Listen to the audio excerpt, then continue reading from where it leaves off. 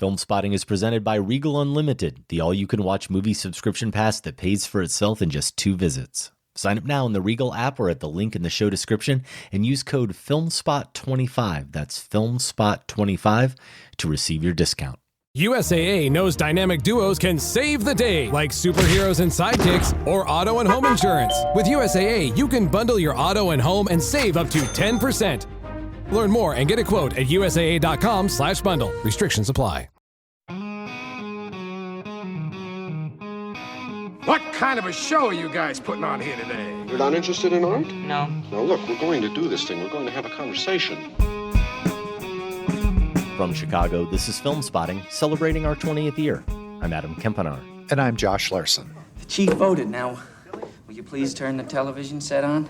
Mr. McMurphy, the meeting was adjourned and the vote was closed. But the vote was 10-8. The chief, he's got his hand up. Look. No, Mr. McMurphy. When the meeting was adjourned, the vote was 9-9. Louise Fletcher's Nurse Ratched with Jack Nicholson in One Flew Over the Cuckoo's Nest. Milos Forman's Best Picture winner is 50 this year, and we've got a review. Plus the top 5 Jack Nicholson scenes. All right, here he comes with the next pitch. Press, swings. It's a long fly ball to deep left center. Ahead on Film Spotting.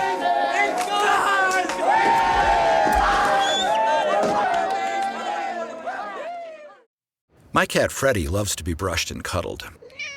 But stirring up his cat allergens meant sneezing and itchy eyes. Then I found Purina One Live Clear. It's cat food that reduced the major allergen and my suffering in as little as 21 days. Now, we feel closer than ever. If you have issues with cat allergens, you really need to try Purina One Live Clear. Try new Purina One Live Clear today. Purina One, a difference from day one. Welcome to Film Spotting. Josh, do you recall the first time John Joseph Nicholson came across a TV screen or a movie screen of yours? Definitely a TV screen, and wildly inappropriately, it was The Shining. It had to be. I've written and talked about seeing The Shining way too young. Yeah, it had to be for me as well. Later in the show, we'll see if The Shining makes the cut for either of us. We will share our top 5 Jack Nicholson scenes. Plus, I'll have a few thoughts on the new documentary Architecton, and we will play Massacre Theatre. But first, One Flew Over the Cuckoo's Nest is 50. Technically, we're celebrating a little early. It premiered in New York City on November 19, 1975, but just a few weeks ago was re-released in theaters for a couple of days to commemorate the milestone. Based on Ken Kesey's best-selling 1962 novel, the film took home the Big Five at the 1976 Oscars: Best Picture, Best Director, Milos Forman, Best Actor, Nicholson, Best Actress, Louise Fletcher in her career-defining role as Nurse Ratched, and Best Screenplay, Lawrence Hauben and Bo Goldman. The film opens with Nicholson's Randall Patrick McMurphy in the director's office of the Oregon State Psychiatric Hospital. He's been sent there to evaluate his sanity after multiple arrests for assault and, most recently, statutory rape. The hospital director is played by Dean R. Brooks, who was the actual superintendent of the Oregon State Hospital for almost 30 years, including during the making of the film. Let's just be frank for a minute, Randall, if you would. Tell me, do you think there's anything wrong with your mind, really? Not a thing, Doc. I'm a goddamn marvel of modern science. Well, you're going to be here for a period for us to evaluate you. We're going to study you. Mm-hmm. We'll make our determinations as to what we're going to do, Right. and give you the necessary treatment. Well, Doc, let me just tell you this. I'm here to cooperate with you 100%. 100%. I'll be just right down the line with you. You watch. Because I think we ought to get to the bottom of R.P. McMurphy. I don't know if there's any getting to the bottom of Randall Patrick McMurphy, but let's give it a go. This viewing of One Flew Over the Cuckoo's Nest was my first since I was a senior in college. My roommates were mostly the same group of floor mates I had freshman year, and that first year especially. I arrived on campus with my extensive pirated VHS collection in tow. Please don't send me to the work farm. We watched it on repeat. Why? I wondered. as I hit play this time. I mean, other than it being a classic movie worthy of its 5 Oscar wins, I wouldn't classify any of us as having been raised by representatives of the counterculture. And while we were smart-ish, we were also immature-ish, which is to say, we got the message. How could anyone watch Cuckoo's Nest and not get the message about the conflict between the crushing weight of societal conformity and individual freedom? But did we get the message? And what did we miss? I imagine we were all seduced by the star power of R.P. McMurphy. Forget the charismatic actor playing him. McMurphy, the character, strikes me as similar to Heath Ledger's The Joker, an incendiary, unpredictable agent of chaos with one crucially distinctive trait: compassion. I propose that watching him needle and constantly challenge the command of Fletcher's sweetly savage Nurse Ratched, one of the all-time great characteronyms in literary and cinema history, likely appeals to every generation of 18 to 24-year-old boys encountering RP for the first time. What else? Well, we thought a lot of it was hilarious. Mainly the interplay between the men in those group therapy sessions. More immaturity on our part, maybe. Problematic, maybe. But as it turns out, even now as a much more mature-ish adult, I still laugh, for example, when Christopher Lloyd's Tabor starts harassing William Redfield's Harding about his use of the word peculiar, and William Duell's Seafeld interjects, peculiar, as if Harding, using that word, is the most astonishingly absurd thing anyone has said ever. I feel confident suggesting that Foreman, producer Michael Douglas, screenwriters Hobben and Goldman, and Nicholson, along with Kesey before them, expected us to be aggravated and amused by many of the antics we witness. Now, I don't have the training, Josh, to speculate further about the psychology driving that fascination with One Flew Over the Cuckoo's Nest then, but I've got a bunch of notes detailing my appreciation for it now. What about you? What's your relationship to the movie, and did you have any agenda going into this revisit? Was there anything specific you wanted to consider? Here's a topic that was on my mind to engage with or dismiss. One of the many ways our culture differs now compared to our college years, and certainly compared to the 60s and 70s, relates to our understanding of gender and power. I had no doubt she would still be, undeniably, the movie's villain. But is it possible that Nurse Ratched could be a more sympathetic character viewed through a 2025 lens? Her authoritarian impulses at least somewhat justifiable, combating McMurphy's contempt and perhaps, and I do mean perhaps, toxic masculinity. I have not seen this since college as well. I think in my case, it might have been an assignment for the cinema studies course I took then. That sounds right to me. And yeah, have not revisited it. It's one of those that not only lodges itself in your brain the first time, I feel like clips are shared so often, whether they're at Oscar ceremonies or other such televised events, that you get a little dose of Cuckoo's Nest regularly over the course of the years if you happen to watch such things. So never really sat down and was happy to have the occasion to do so. Did not go in with anything more than that general curiosity of how it would hold up with the passage of time. And interesting thing to consider in terms of Fletcher's Ratched, if she does come off not only with the time we're in, but the ages we are, maybe perhaps a bit more sympathetically. I wonder if you thought about this, Adam, because of the one sequence later in the film after McMurphy has caused some sort of riot once again, and they're debating whether to just ship him on, get him out of there, right? And she's the one who says something about, well, that would just be passing our problems on to someone else. And I thought, for one thing, I'd forgotten that scene. It's not replayed often. And I did wonder, is this another side of her we're starting to see? Is there a genuine desire to help these men beginning to surface here, which we don't see in any other scenes? She's pretending there is. Those are her words. What is her face telling us? What do all of her actions tell us? I think I don't believe her. And I went, as a matter of fact, Adam, I went way the other direction. on this viewing when it comes Thank to God. Ratchet. Okay. I was a little worried how you might answer my prompt. You threw it out there, and I thought, oh, maybe I missed something that he keyed in on. No, Adam, I went so far the other way. Is the thing that was different for me is not only that elemental battle of McMurphy versus Ratchet, which, yes, captivated me as a college age kid as well. And I think is the basic, those are two character types. We know who to root for, even though McMurphy clearly has his issues. And we know where to align ourselves, right? This time I inflated that. I feel like the movie inflates it to become more than McMurphy versus Ratchet. And this is a mythic case of life versus death. And McMurphy is life. Okay, you're not just going political. It's bigger than that. No, Adam, it's bigger. It's elemental is how this movie registered to me. And McMurphy is representing that in the way that in the face of he's trying to be squashed out here and is repeatedly squashed out and continues to resist. And we're going to get to our top 5 Jack Nicholson scenes. And so I'm going to dance around because I believe we each have a pick from this film. And I don't want to spoil them by talking about McMurphy as this figure of life too much, except that it's the irrepressible nature that Nicholson brings to the performance.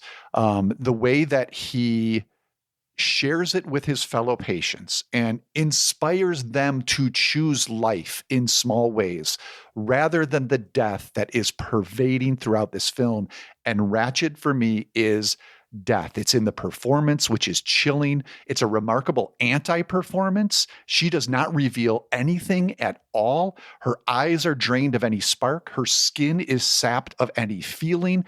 I think the only smile we might get is when she squashes McMurphy's attempts to put the World Series on, and she sees that the vote is not going his way early on. We get a little smile, and her small smile is the embodiment of evil to me, because it's not just that she doesn't want the Ward's schedule to change. She wants McMurphy to fail. There is no heart for rehabilitation here. And that is, again, where Murphy represents life, because his rehabilitation, which he needs, I had forgotten the statutory rape thing.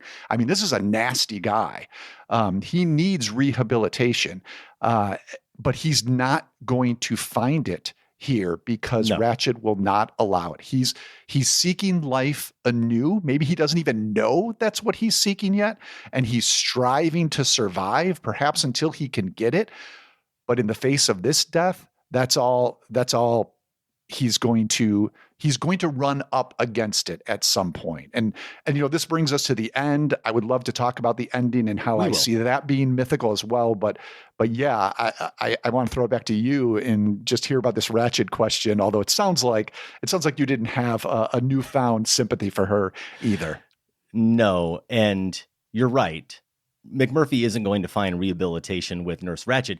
He also, I think the movie makes very clear, isn't going to find rehabilitation in any kind of mental institution. That isn't where he belongs. He shouldn't be there at all. I love your reading, and I agree with it. I think the movie does take on that kind of mythic proportion. I think it's why it so captured the cultural imagination then. I think it's why it still captures our imagination the way it does now.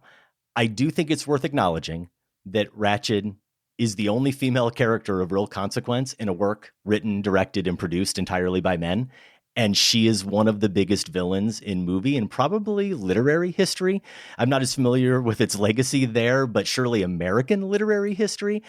I imagine there had to be feminist critiques of Cuckoo's Nest, and sure enough, a very preliminary Google search turns up at least one, reclaiming Big Nurse, a feminist critique of Ken Kesey's portrayal of Nurse Ratched in One Flew Over the Cuckoo's Nest. So it's complicated. But in terms of my experience watching Nurse Ratched this time, not only, Josh, did I not gain sympathy for her, I lost it, if that was even possible. AFI put her at number 5 on the all-time movie villains list. Hannibal Lecter was number 1. I don't know. Obviously, I'd be more scared to be put in the same room with Hannibal Lecter, but at least with Hannibal Lecter, he knows exactly who and what he is, and you know who and what he is. There's no pretense. Ratched is oblivious to her impropriety, which makes her more insidious. Let's just outline it. And spoiler note, we're going to do it right here. The movie's 50 years old. We're going to talk about the ending of the movie. If you haven't seen it or don't want to know what happens to McMurphy or to Billy Bibbit, stop listening now. What's unjustifiable and unforgivable? Her culpability in Billy's death. I will say this about Ratched. I don't think she's purely a monster. She's human. That wouldn't be very compelling drama. I think she is upset, not just scared, when Billy kills himself, but he makes that choice. And she knows he will want to make that choice based on past behavior, based on his psychology, because she relishes the opportunity, or at least can't resist the opportunity to shame him. She doesn't need to tell his mother, as he says, but she is punitive. She wants to cause him agony. She sees his act as an act of disobedience, as an insult towards her. You're talking mythic. I think we're getting biblical here as well. She's the god, and this is her little garden, and he has now sought knowledge that she has not condoned, perhaps. And of course, there is McMurphy's fate, right? The severity of the treatment / punishment for his condition / crime. She knows, and we know she knows, that he's not crazy. If anything, all of his actions at the end further prove that he belongs in jail, not in a mental institution, and definitely not lobotomized. But she gets what she wants. She gets him passive. She gets him subservient. She gets his freedom taken away forever. She wins. She beats him. That's what she wants. She doesn't want to help him. She wants to defeat him. And I'll mention one more thing here, Josh, because it ties back to this notion of power and gender roles, but also something I want to get into, which is Ratched is a symbol of America, maybe itself. And this is what I was thinking about going into the movie specifically, and as these scenes were starting. I just wondered if maybe, how much did McMurphy, not that it justified anything in terms of the outcome, but how much does he wind her up versus her being the antagonist? And right away, you notice, what is every single so-called therapy session about? Therapy sessions that she dictates, that she controls. They're all about sex, but they're not just about sex. More than anything, she uses sex and the men's sexual past as a way to humiliate them. And then she uses that humiliation to divide them and to set them against each other. So she's in a position of power, and she wields it not to heal them, but to hurt them. Right. And what's most telling is that her contempt for McMurphy grows the more what happens. It's not just about whatever rules of hers he's breaking. It's that those men, and this is something I certainly never picked up on the last, the 20 times I watched it in college. It's that those men become more unified as a group. They become happier as a group and individually. They're fishing. They're playing cards. They're watching the imaginary ball game. They're playing basketball. They express themselves more, which early on she says she wants within their group, individually. Scanlon all of a sudden talks. Cheswick won't shut up. Even Harding isn't so insufferable. You could reasonably argue that they are more on a trajectory to eventually leave the hospital, all because of McMurphy's influence. And does she encourage it like she should if she really cares about what she ostensibly cares about? Of course not.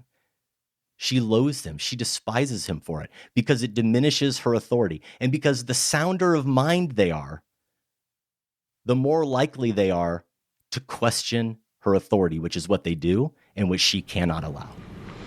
Remember, Mr. Scanlon, we've discussed many times that time spent in the company of others is very therapeutic, while time spent brooding alone only increases a feeling of separation.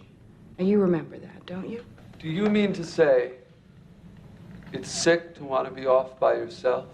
Miss Ratched. Mr. Cheswick, you sit down! Yes, but I want to know... Sit down, Mr. Cheswick. I want to... Give him a cigarette, will you, Harding? Yeah, he's helping them to see beyond the ward. Mhm. And that is something she can't allow because, in a way, the ward is purgatory and they're stuck here. And if she is this, minister of death, as I'm proposing, look at the choices she makes. Yes, absolutely. She knows not that for sure Billy will commit suicide if she pushes those buttons, but she knows it's in play. She absolutely knows it's in play. And so she's nudging things that way.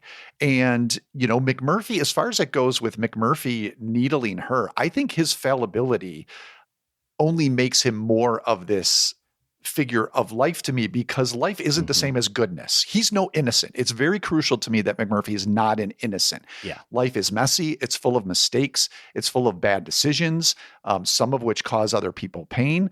But that's where you get the opportunity for rehabilitation, for life anew. And she is so opposed to that very notion. She cannot abide that notion, which is why it leads her to, and we're assuming this, it happens off screen, but surely she was in on the conversations. It leads to McMurphy's lobotomy. And I think that is so symbolically potent as well, because Adam, this removes him from purgatory, but doesn't move him to death. He is the living dead at that point. And this is something that's horrible that we haven't even really encountered or thought about. But it also puts into stark relief for me Chief's decision when it comes to McMurphy. Later that night, it makes it seem like this is something of a mercy killing. Yes. Because of this, not because of the practicalities of the story, but again, this more mythic proportion. Because if McMurphy's life is reduced to a false one, right? That's what he has now. Then at least Chief can give him a death that is true. And it is something of a relief. So even that ending, which strikes this very strange, difficult note of tragedy and in Chief's escape, release, and some form of victory, I think resonates with us because it is working on these levels, these character levels, and then all these grander ideas that we're talking about. Absolutely. Doesn't Chief even say right before he does it something like, "You're going where I'm going," or "You're going with me"? He doesn't mean it literally. He means it symbolically or metaphysically.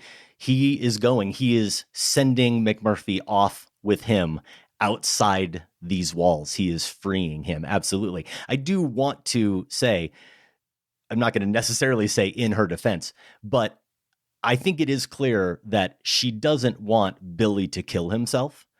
And we know that because she does say, "Nurse, put Billy in the office," and she sends the orderly to stay with him until the doctor arrives. Yeah. She knows he will try to kill himself, and she sends the orderly to be there with him so that he doesn't try to take his life.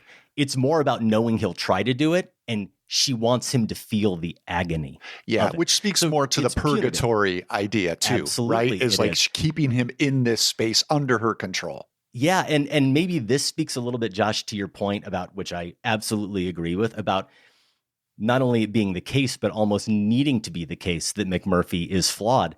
McMurphy is culpable too. Yes. Because something I didn't notice until this viewing, it's Washington, I believe the orderly's name is, that she sends to sit with Billy.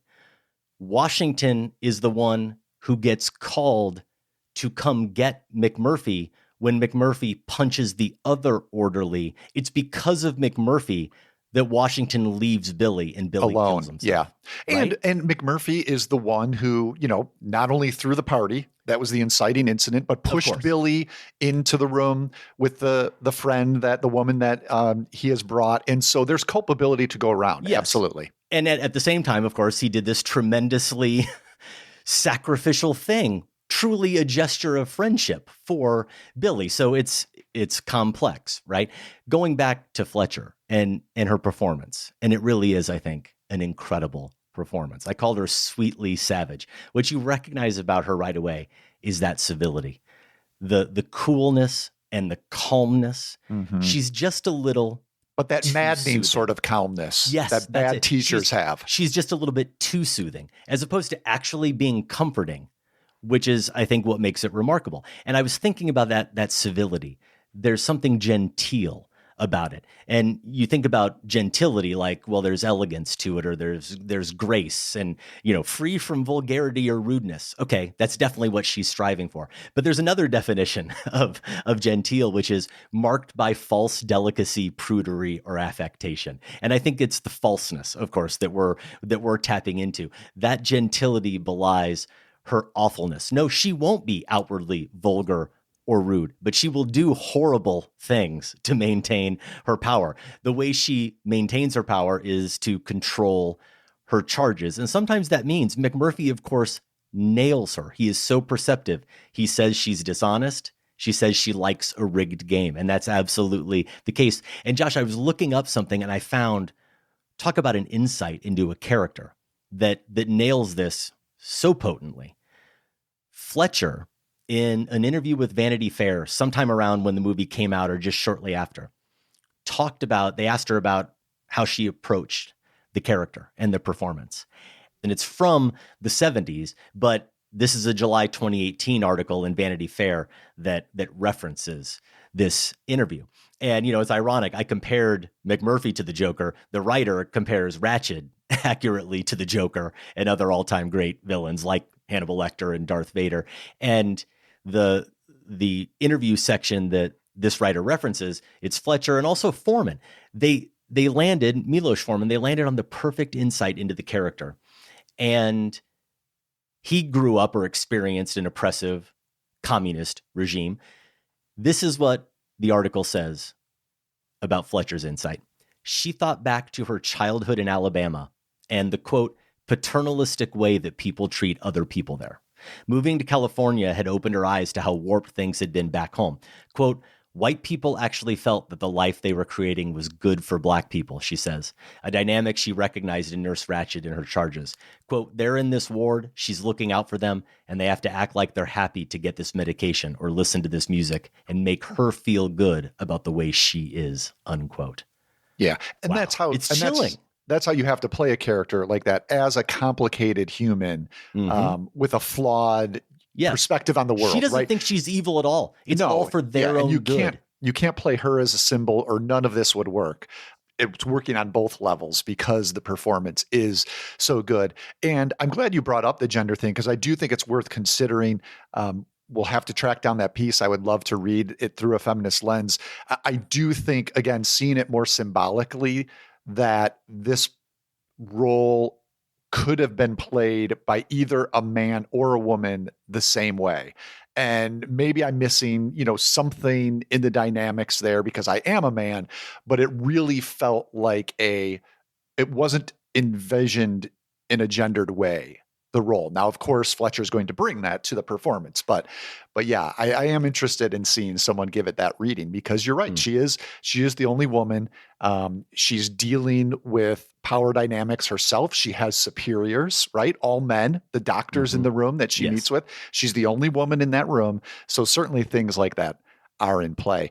I want to go back to something else you said as you were setting things up, Adam, too, which is related to the other people on staff and the other people in the ward. You were touching on the supporting cast, these other patients. And I was, I think, relieved personally to see that I think, to my mind, those depictions of the patients held up. And of course, have not had experience working on a ward like this, and will see to anyone who has or anyone who knows people struggling with this type of mental illness and might find some of these performances patronizing.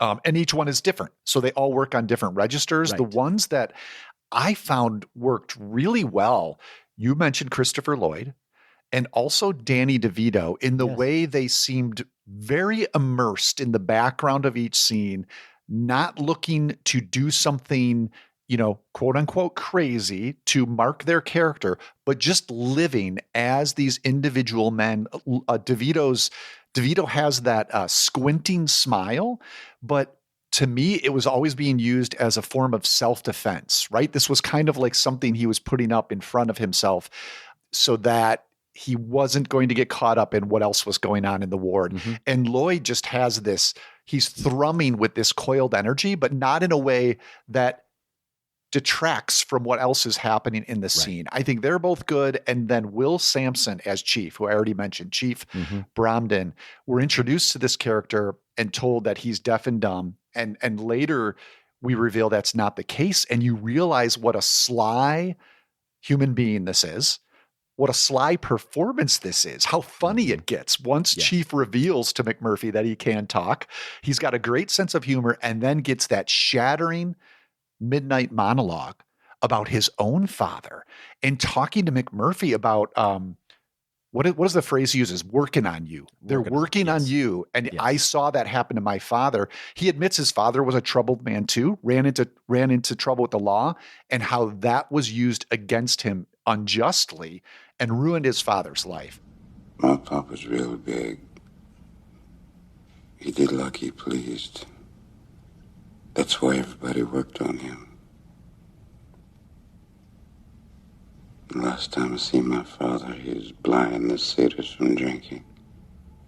And every time he put the bottle to his mouth, he don't suck out of it.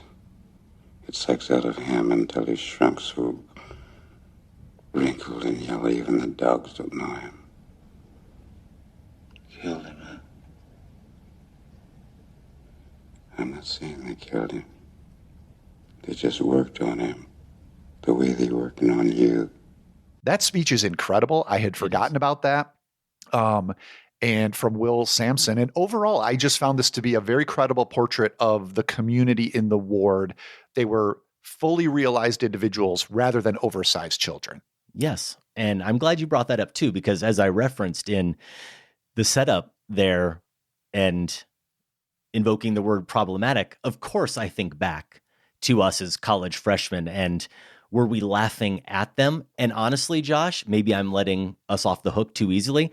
Just like I was laughing now, no, I don't think we were. I think we were laughing with them. I think we were invested in them as characters. I think we understood even then inherently that Ratched was pitting them against each other, and watching the way those dynamics developed and watching the way, for example, I mentioned Cheswick, watching the way he initially tries to talk and he can't even get a word out of his mouth. He can only make sounds. And then at the end, by the end, he is saying, he's demanding, I want my cigarettes. Where are my cigarettes? That there's humor in that, while at the same time you recognize the absolute seriousness in those demands. So I do feel as if the writing and the portrayal of those characters, it feels authentic to me, and never as if we're exploiting the conditions of those characters. Now, yes, Sidney Lassick as Cheswick, I would agree. Another great performance. We're going to talk a lot about Nicholson, and yes, we do. Spoilers, both have a scene from this movie. That said, I still think we have to acknowledge here what makes this performance so special, or talk about it a little bit. For sure. One thing I noticed this time, here again, this is the beauty of these Sacred Cows, especially when you haven't seen the movie in so long, is I had never fully recognized the extent to which this is a dual performance. This is Jack Nicholson playing Randall, and I'm going to put this in air quotes, but this is his Randall McMurphy's version of playing crazy Randall. And I think this is just having a clearer-eyed sense of the characters and the story itself, paying closer attention. But there is a clear line that Nicholson draws between Randall and crazy Randall. I thought in my mind, in my recollection, it was more blurred.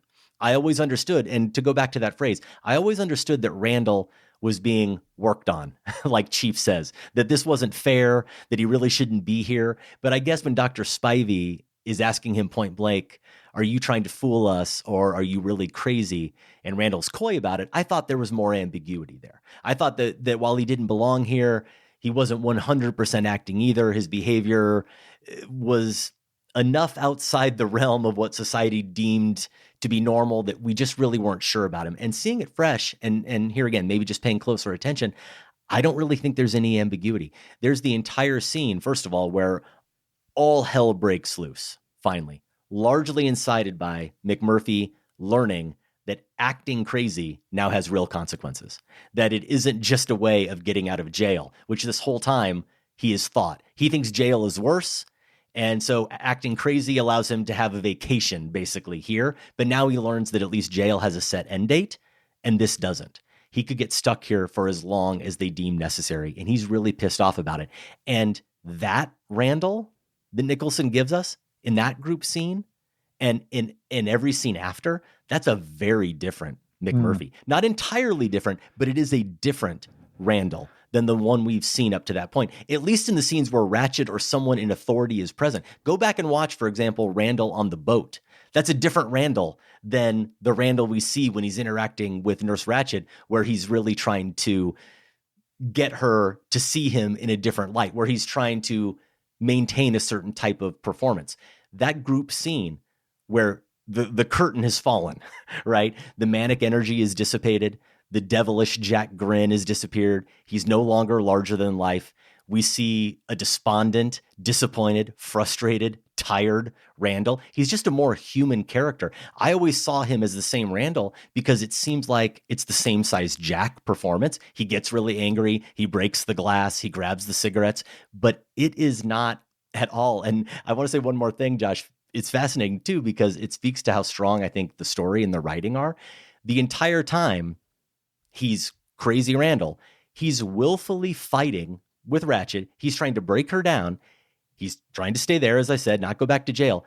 They are antithetical forces. And I, again, agree with the way you're pitting them as antithetical forces. They're always in opposition to each other. And they still are, those antithetical forces, ultimately at the end. But what's the irony of this scene? The scene where not only does everything really get extreme, but the real Randall finally comes out in front of the group. He and Nurse Ratched are actually, for once, on the same side of a confrontation. Cheswick and everyone is attacking her about, to Randall, their petty individual concerns. All she wants them to do is shut up and move on, and she's getting increasingly agitated. All he wants them to do is shut up and move on, and he's getting increasingly agitated. When he breaks the glass and gets the cigarettes, he's defying her rules. That's another act of disobedience, but he's not doing it to defy her. He's doing it to accomplish the same thing that she wants, which is shutting Cheswick up. He's actually trying to help her. You could almost read it like the real Randall and Ratched could find some common ground with each other, that there's the potential for it. They both do want to be in control of group situations, right? But even when they're on the same side of something here, they're still in opposition to each other. Yeah, we're back to that clip, getting to the bottom of McMurphy, which, right, as you said, is probably not possible. He's definitely shifting personas here. And by he, I mean McMurphy. I think you're right about that. And we see it. I mean, how does he arrive on the scene when they bring him into the hospital? He's dancing and gives one of the guards a kiss on the cheek, right? He's playing into the quote unquote loony bin persona. That's it. That he thinks they're expecting. I think I probably, though, see it less of a flip of the switch for McMurphy and more of a continuum. And it's a really tricky question too, because it's almost like there are moments where he's sober and there's moments where he's tipsy and there's moments where he's blind drunk and there's moments where he's passed out. And in terms of the question of society, yes, he doesn't belong here. Does he belong in jail? I mean, yes, if he's been convicted of some of these awful crimes he's been accused of. Yeah. But to go back to the idea of rehabilitation, I don't know if either are going to serve him as a human being. And this is where it becomes maybe particularly a film of the era, as, the institutions like this were being reevaluated and what was considered polite and respectable in society is being questioned. Authority is being questioned.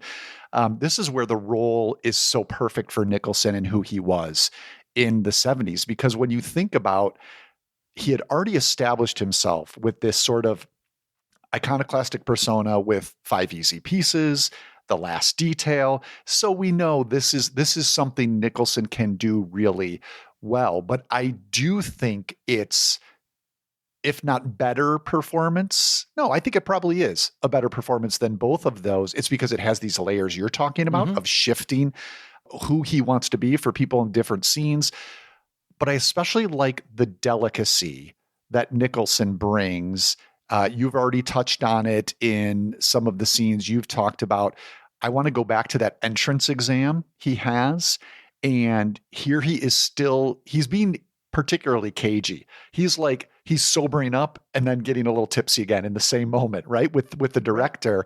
But watch the face, Nicholson's face, when the director just says out loud, doesn't really mean anything about it. He's reading biographical details and he just says his age, which I think he says 38. And you'll see on McMurphy's face this little flicker of failure. Like, I'm 38, I'm still doing this. At least that's how I read it. He doesn't admit anything. But then we also touched on this, Adam, about how much power he has. And that moment you talked about when he realizes he can't just leave at any time. He's asked something about, are you going to work with us or help us help you? Something like that. And he kind of mutters off to the side, it ain't up to me. It ain't up to me.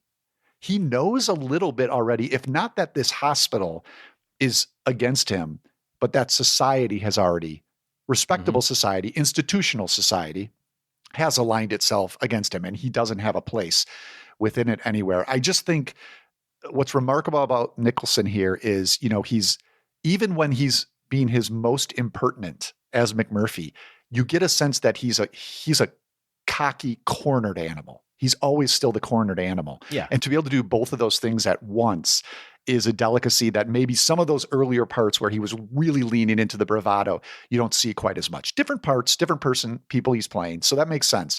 But here I do love that you get both of those elements in so many of these scenes. Eventually, we're going to get to another Pantheon Project conversation about Cool Hand Luke. And I think there are certain anti-heroes, and they both qualify, McMurphy and Cool Hand Luke. There are certain anti-heroes who fall into that category, Josh, of mythic misfits, where that's exactly what they are. We aren't meant to get to the bottom of them. There isn't a getting to the bottom of them.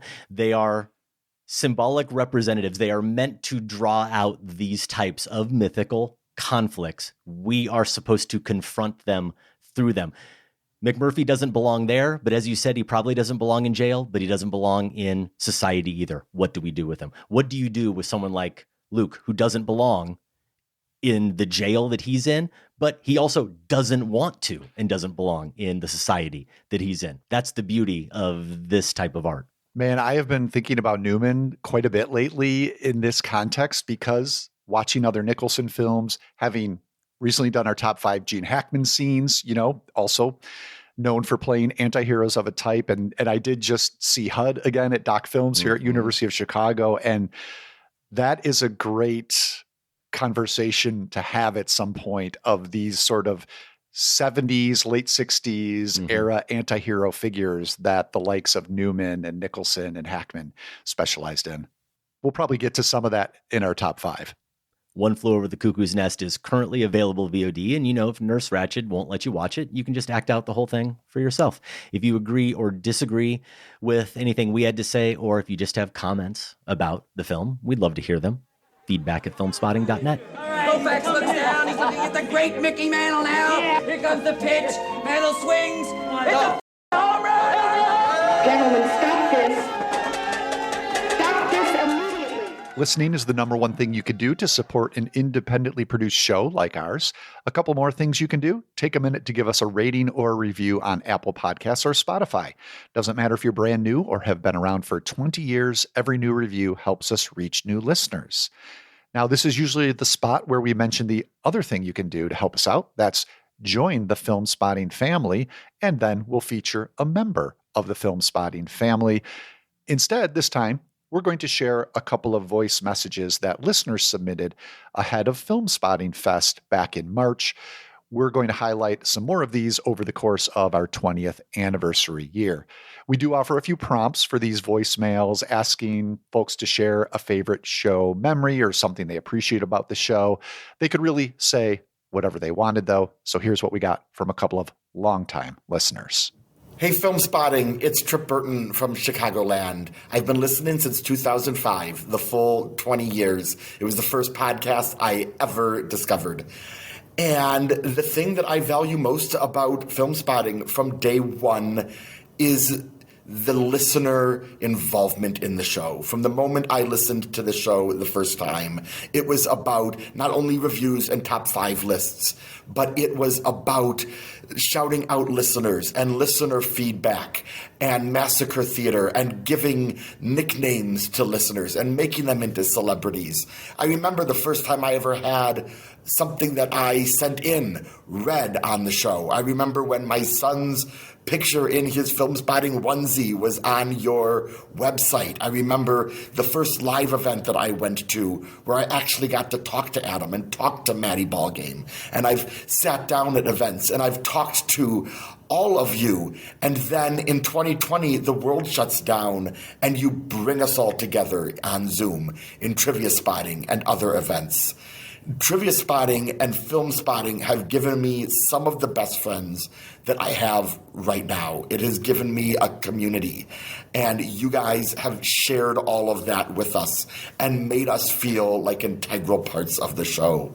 So there's a reason I'm still listening 20 years on, and there's a reason that I'll still be listening when we celebrate Film Spotting 40. So congratulations, guys. I'm so excited to be celebrating with you. Thank you. Hi, I'm Lisa. I'm Chris. From Air Mass, and we wanted to share our first time that we got to meet the Film Spotting group. We got to meet Josh, who's, of course, great to talk to him. Met Sam. We got to giggle about Josh's pronunciation of Billerica as Bellica or something. And then we got to meet the very cool Michael Phillips, who promptly told us, no, you're not in Chicago just for Film Spotting. There's so many other things you can see. Now, you're not here just for that. It was really cool. And then we met Adam, and that was so cool until he told me that I was possibly one of the people that traveled the furthest to get there, and therefore I might be getting up on stage to do Massacre Theatre. I was very relieved when that bit was cut, and I'm so relieved that you guys are so famous now. I never have to worry about going through that again. Congratulations. Thank you. Wonderful to hear from Trip and from Lisa and Chris, who, as you heard, we have had many encounters with over the years in person and also virtual. And it was just one of those serendipitous things where when I picked these two voicemails or these two bits of audio to feature, I just kind of randomly put them together. I didn't realize that they were both going to be about the community and that communal aspect of Film Spotting. But it really is maybe the best thing about this show and doing it over 20 years. And it does go back, Josh, to something that just was organic to what Sam and I started and continued with Maddie and continued with you. It wasn't something that was a strategy, but it just happened. And I'm glad it did. And I'm glad that it continues. And we thank Trip and Lisa and Chris for sharing such wonderful thoughts. And proof of that is just hearing those voices, even just seeing their names, I can picture their faces because I've had the opportunity to meet them online or even in person. So it's really good stuff. I think we have 2 more of those segments that we'll feature over the next month or so. Thanks again to Trip and Lisa and Chris. In addition to keeping us doing what we're doing, your support comes with perks. You get to listen early and ad-free. You get our weekly newsletter. You get exclusive opportunities like being part of the Film Spotting Family Discord, and you get monthly bonus shows. Back in June, you heard us wax on about our favorite performances of the year so far. Just earlier today, as we're recording this, we talked about Burn After Reading with producer Sam Van Halgren. A little we were wrong once. I was wrong once, and I might have been wrong twice. Maybe. I also am pretty sure, we just finished up about an hour ago. Sam's probably halfway through Burn After Reading right now. I think he just wanted to put it on and watch it straight through again. He loves it so much. He adores it. He adores it. So he definitely wasn't wrong about it for all you Burn After Reading fans. And that will be appearing in your Film Spotting family feeds very soon. If you would like to learn more about the Film Spotting family, you can do so at filmspottingfamily.com.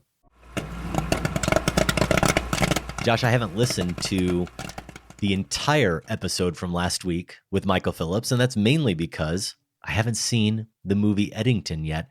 But that film, currently playing at Regal Cinemas, is one that I did see the full trailer for recently. And I know your general feelings about it because I cut up some clips for social media, which you can see over at Instagram.com/filmspotting, or if you follow the Filmspotting Instagram. I saw the trailer, and I'm ambivalent about Ari Aster's films.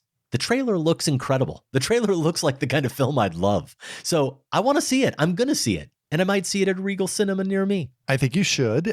Michael and I both positive, so we recommend it. And yeah, I think you'll hear in our review, kind of wrestling our way around it. A still processing review, even though I think we'd both seen it a number of days beforehand. Definitely worth checking out. I think Ari Aster only makes still processing kind of movies. Fair enough.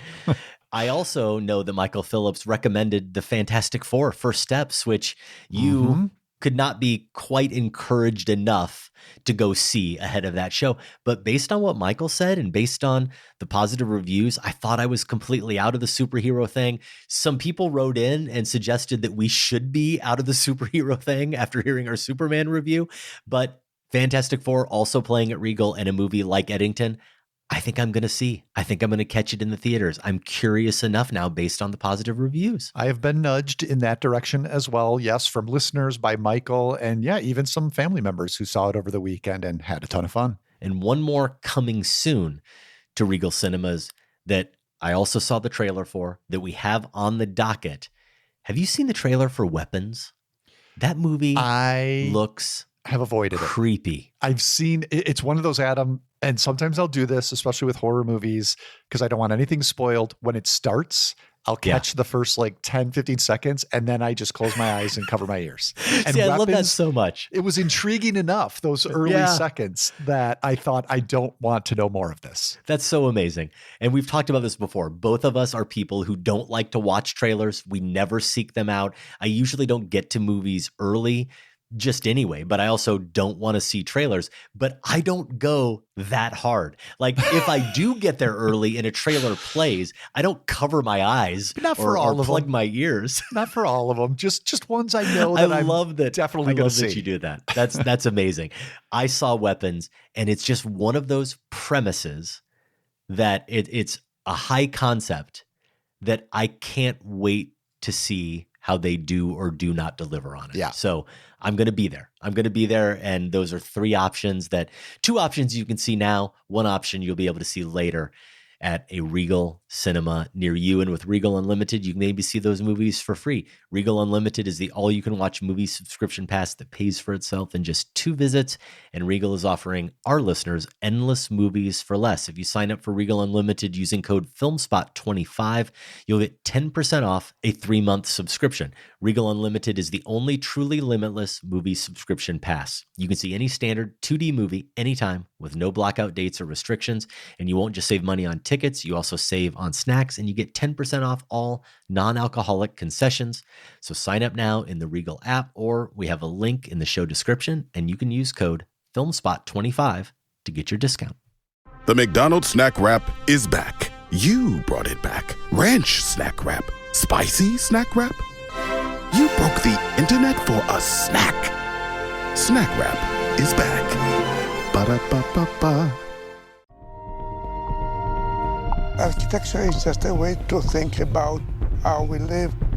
When we design something, we design the behavior for people. That's from the new doc Architecton from director Victor Kosakovsky. It opens this weekend in limited release. Kosakovsky's previous film, 2021's Gunda, was a close study of farm animals, including the mother pig of the title. I really went for Gunda. I think I called it Charlotte's Web by way of slow cinema, something like that. It's worth checking out. His latest is more expansive. It's a meditation on, and I'll quote the plot description here, the material that makes up our habitat, concrete, and its ancestor, stone. Okay, if that's not grabbing you, how about this? A review in Variety apparently calls it, quote, dazzling, epic scale filmmaking. What say you, Adam? You have had a chance to see this. Well, by any technical objective definition, it is certainly epic scale filmmaking in the same realm as Godfrey Reggio's Koyaanisqatsi. I like that you use the word plot there as if there's a plot. It's an abstract documentary. It's comprised entirely or almost entirely of shots of nature. There's no talking heads. There's almost no context. There's sort of a character. I'll get into that. Very minimal dialogue. You almost wish the one conversation about architecture that happens in the film would have been put at the beginning instead of the end, just to provide some intellectual framing. I would say if you are at all interested in architecture, obviously, this documentary may appeal to you. But I'd add that if you were someone who watched The Brutalist and found the designs and the conversations and conflicts surrounding design interesting, then this documentary might appeal to you as well. Because, of course, Brutalist architects predominantly used concrete for a host of reasons. You may recall some of this coming up in that film, right? Affordability, functionality, the monolithic, imposing style, and more. And Architecton is at its core, as you heard, Josh, kind of about concrete. More specifically, Architecton is kind of about how much concrete sucks. It's very anti-concrete. So there's a nice pro and con, if you will, with The Brutalist that you might be drawn to. The imagery could be enough of a draw to that epic scale filmmaking. There are many sequences you could single out. I'll note two. There's a scene where these rocks, the stone, you really see the entire process of concrete being made coming from, and it's not only that, but you do over the course of the film see that happen. Stones being broken down, transported, the heating process, all of it. You see these rocks, the smaller rocks on a conveyor belt. And where the way the camera is positioned and the way the conveyor is moving, the rocks are jiggling, almost like they're bubbling or like they're alive. And it's just a way of seeing rocks like you've never seen them before.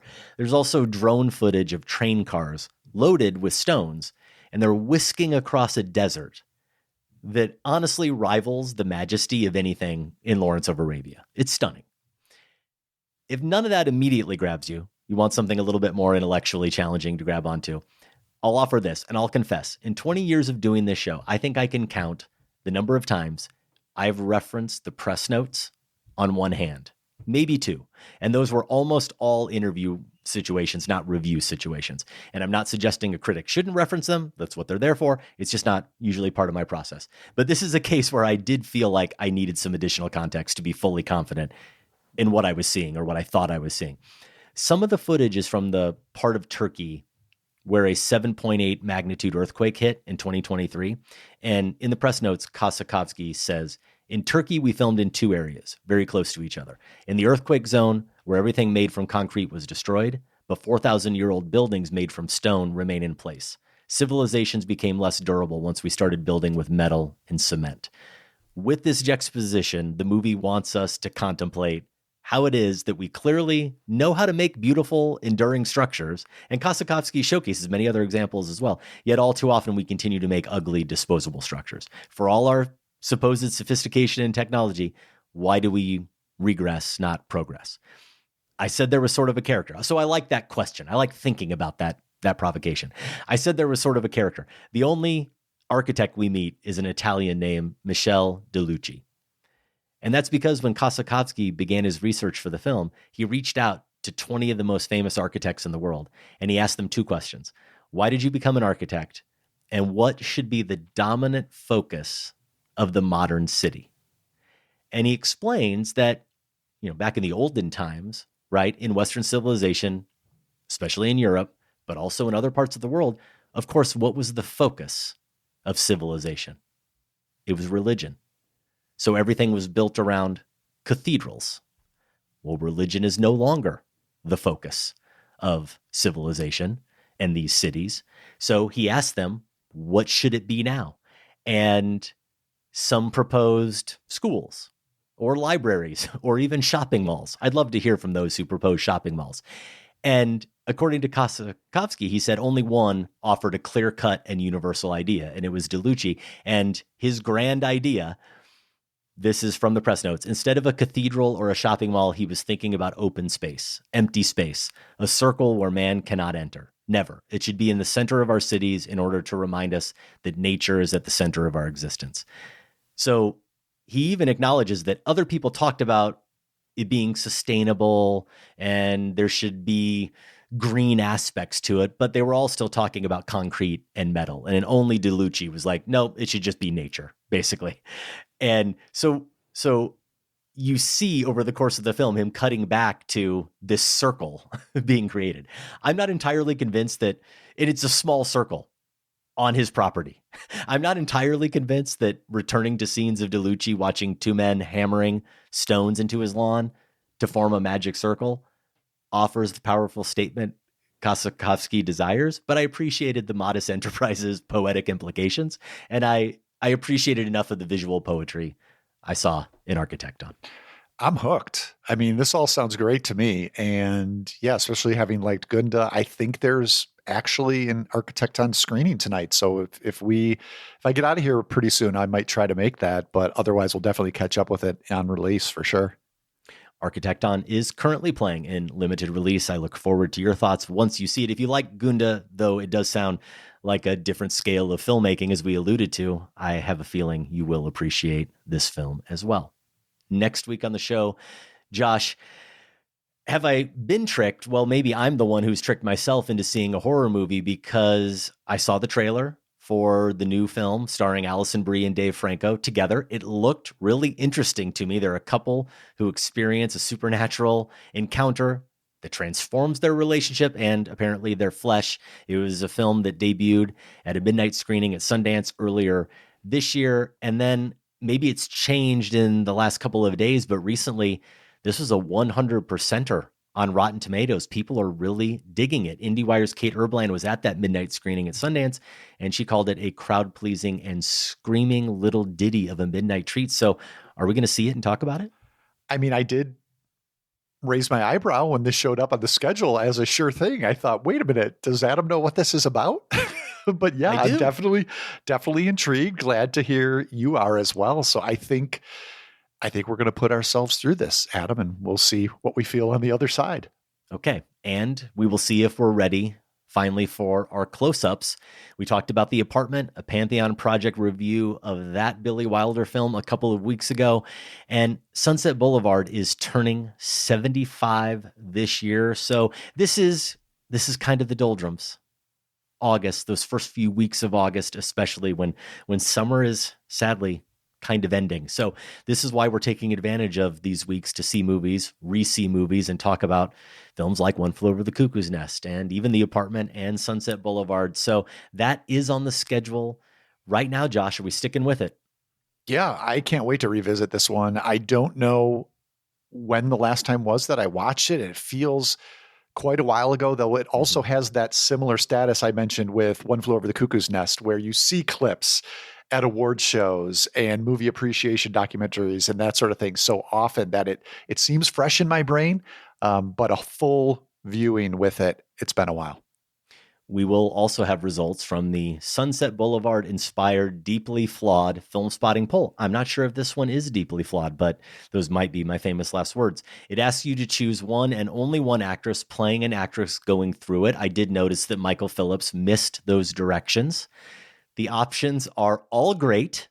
You got Naomi Watts in there, Gloria Swanson, Jenna Rollins, Bette Davis, Natalie Portman, Laura Dern, Scarlett Johansson, Juliette Binoche. I do love that Sam included Juliette Binoche, even though like 17 people saw The Clouds of Sils Maria. And I like The Clouds of Sils Maria, the Olivier Assayas film, quite a bit.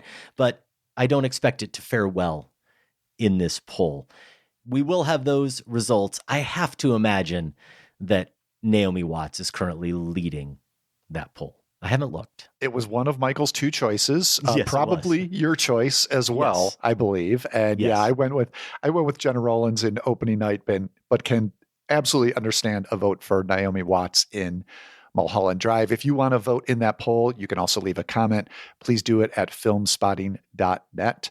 And for a schedule of our future shows, go to filmspotting.net/episodes.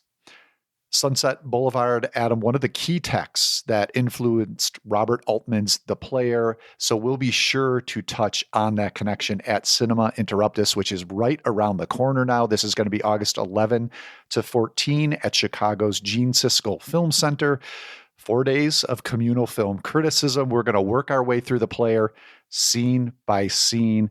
If it takes us all those days to do it, we'll use up all that time. I always bring bonus material for this. I don't think I have clips planned from Sunset. Instead, I think I'm going to show a little bit of Touch of Evil and a little bit of a movie I was unfamiliar with before doing research, 1951's Hollywood Story, sort of a Hollywood set noir mystery. William Castle directed, pretty enjoyable. I'll show a clip from that as well. For Cinema Interruptus, you can get a whole package and attend all 4 days, or if you can only make it 1 day, single day tickets are available as well. And you can pick those up right now. siskelfilmcenter.org/interruptus. You know, Josh, speaking of bonus material, I wrote a pretty good essay back as a film student about that opening long take in Touch of Evil. I'll let you take a look at it. Send it along. Yeah, okay. We'll see if I can steal a few things from it. Okay.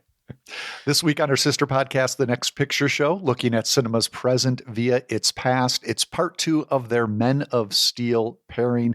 After a very good conversation about 1978 Superman, they are moving on to 2025 Superman. I don't know, Adam, if among the Next Picture Show hosts we'll find anyone sympathetic to our negative responses to Superman, or it'll just be more praise. I have yet to listen to that installment myself, but we'll get to that at some point. Also, we want to encourage you to listen to Keith Phipps' new podcast. Keith, one of the Next Picture Show hosts, of course.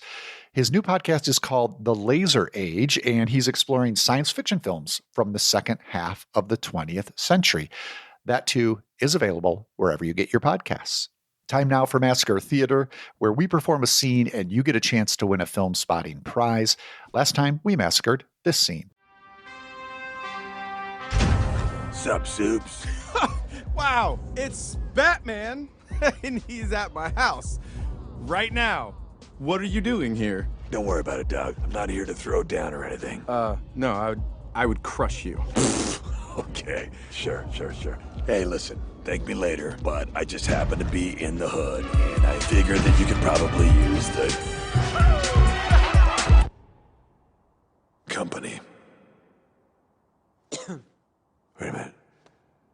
Are you having the 57th annual Justice League anniversary party without me?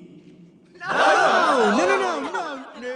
That was Channing Tatum's Superman with Will Arnett's Batman in 2017's The Lego Batman Movie.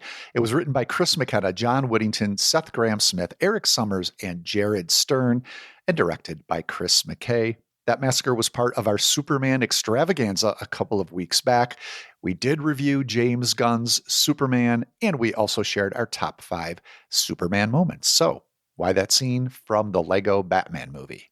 Did each one of those writers contribute like a line at a time? I was just thinking, you get that many writers, it usually doesn't bode well for the finished product, but I think it worked out pretty well this time. It worked.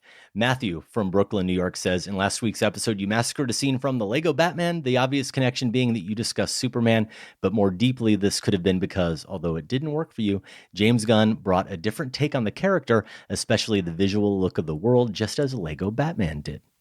Here's Angela Capus from Richmond, Virginia. Hey, Adam and Josh, you guys did a fantastic job playing Batman and Superman in the vastly underrated The Lego Batman Movie. I haven't seen the new Superman movie, but obviously Superman is in both films. The Phantom Zone also features heavily, which comes from previous Superman movies. Love the show and Massacre Theatre. Wait, I already called it 2 different things. Now we're calling it the Phantom Zone? Yeah, I was going to say, is that supposed to be what's in the 2025 Superman? Is it just a riff on that? I'm asking questions I don't really want the answer to. I did Google it, and the Phantom Zone is a real thing, and I think it really is in James Gunn's Superman, but they never refer to it that way that I can recall. Okay. So comic book people should get that. We are not those. Rory Dunn in Vancouver, BC says, this Massacre Theatre is from the Lego Batman Movie. The obvious tie-in is that everyone is the superheroes having fun and enjoying the new Superman, and Adam and Josh are the Batman or the Batmen who got left off the invite list. So true, Rory. Is this going to be, I was thinking about this the other day, Adam, is this going to be our Raiders of the Lost Ark? Like, No. Are we just going to have to live? Oh, that's right, because Raiders of the Lost Ark is a good movie. You know what? I'm going to rue the day that I say this, but So far, maybe they just thought we were beyond hope.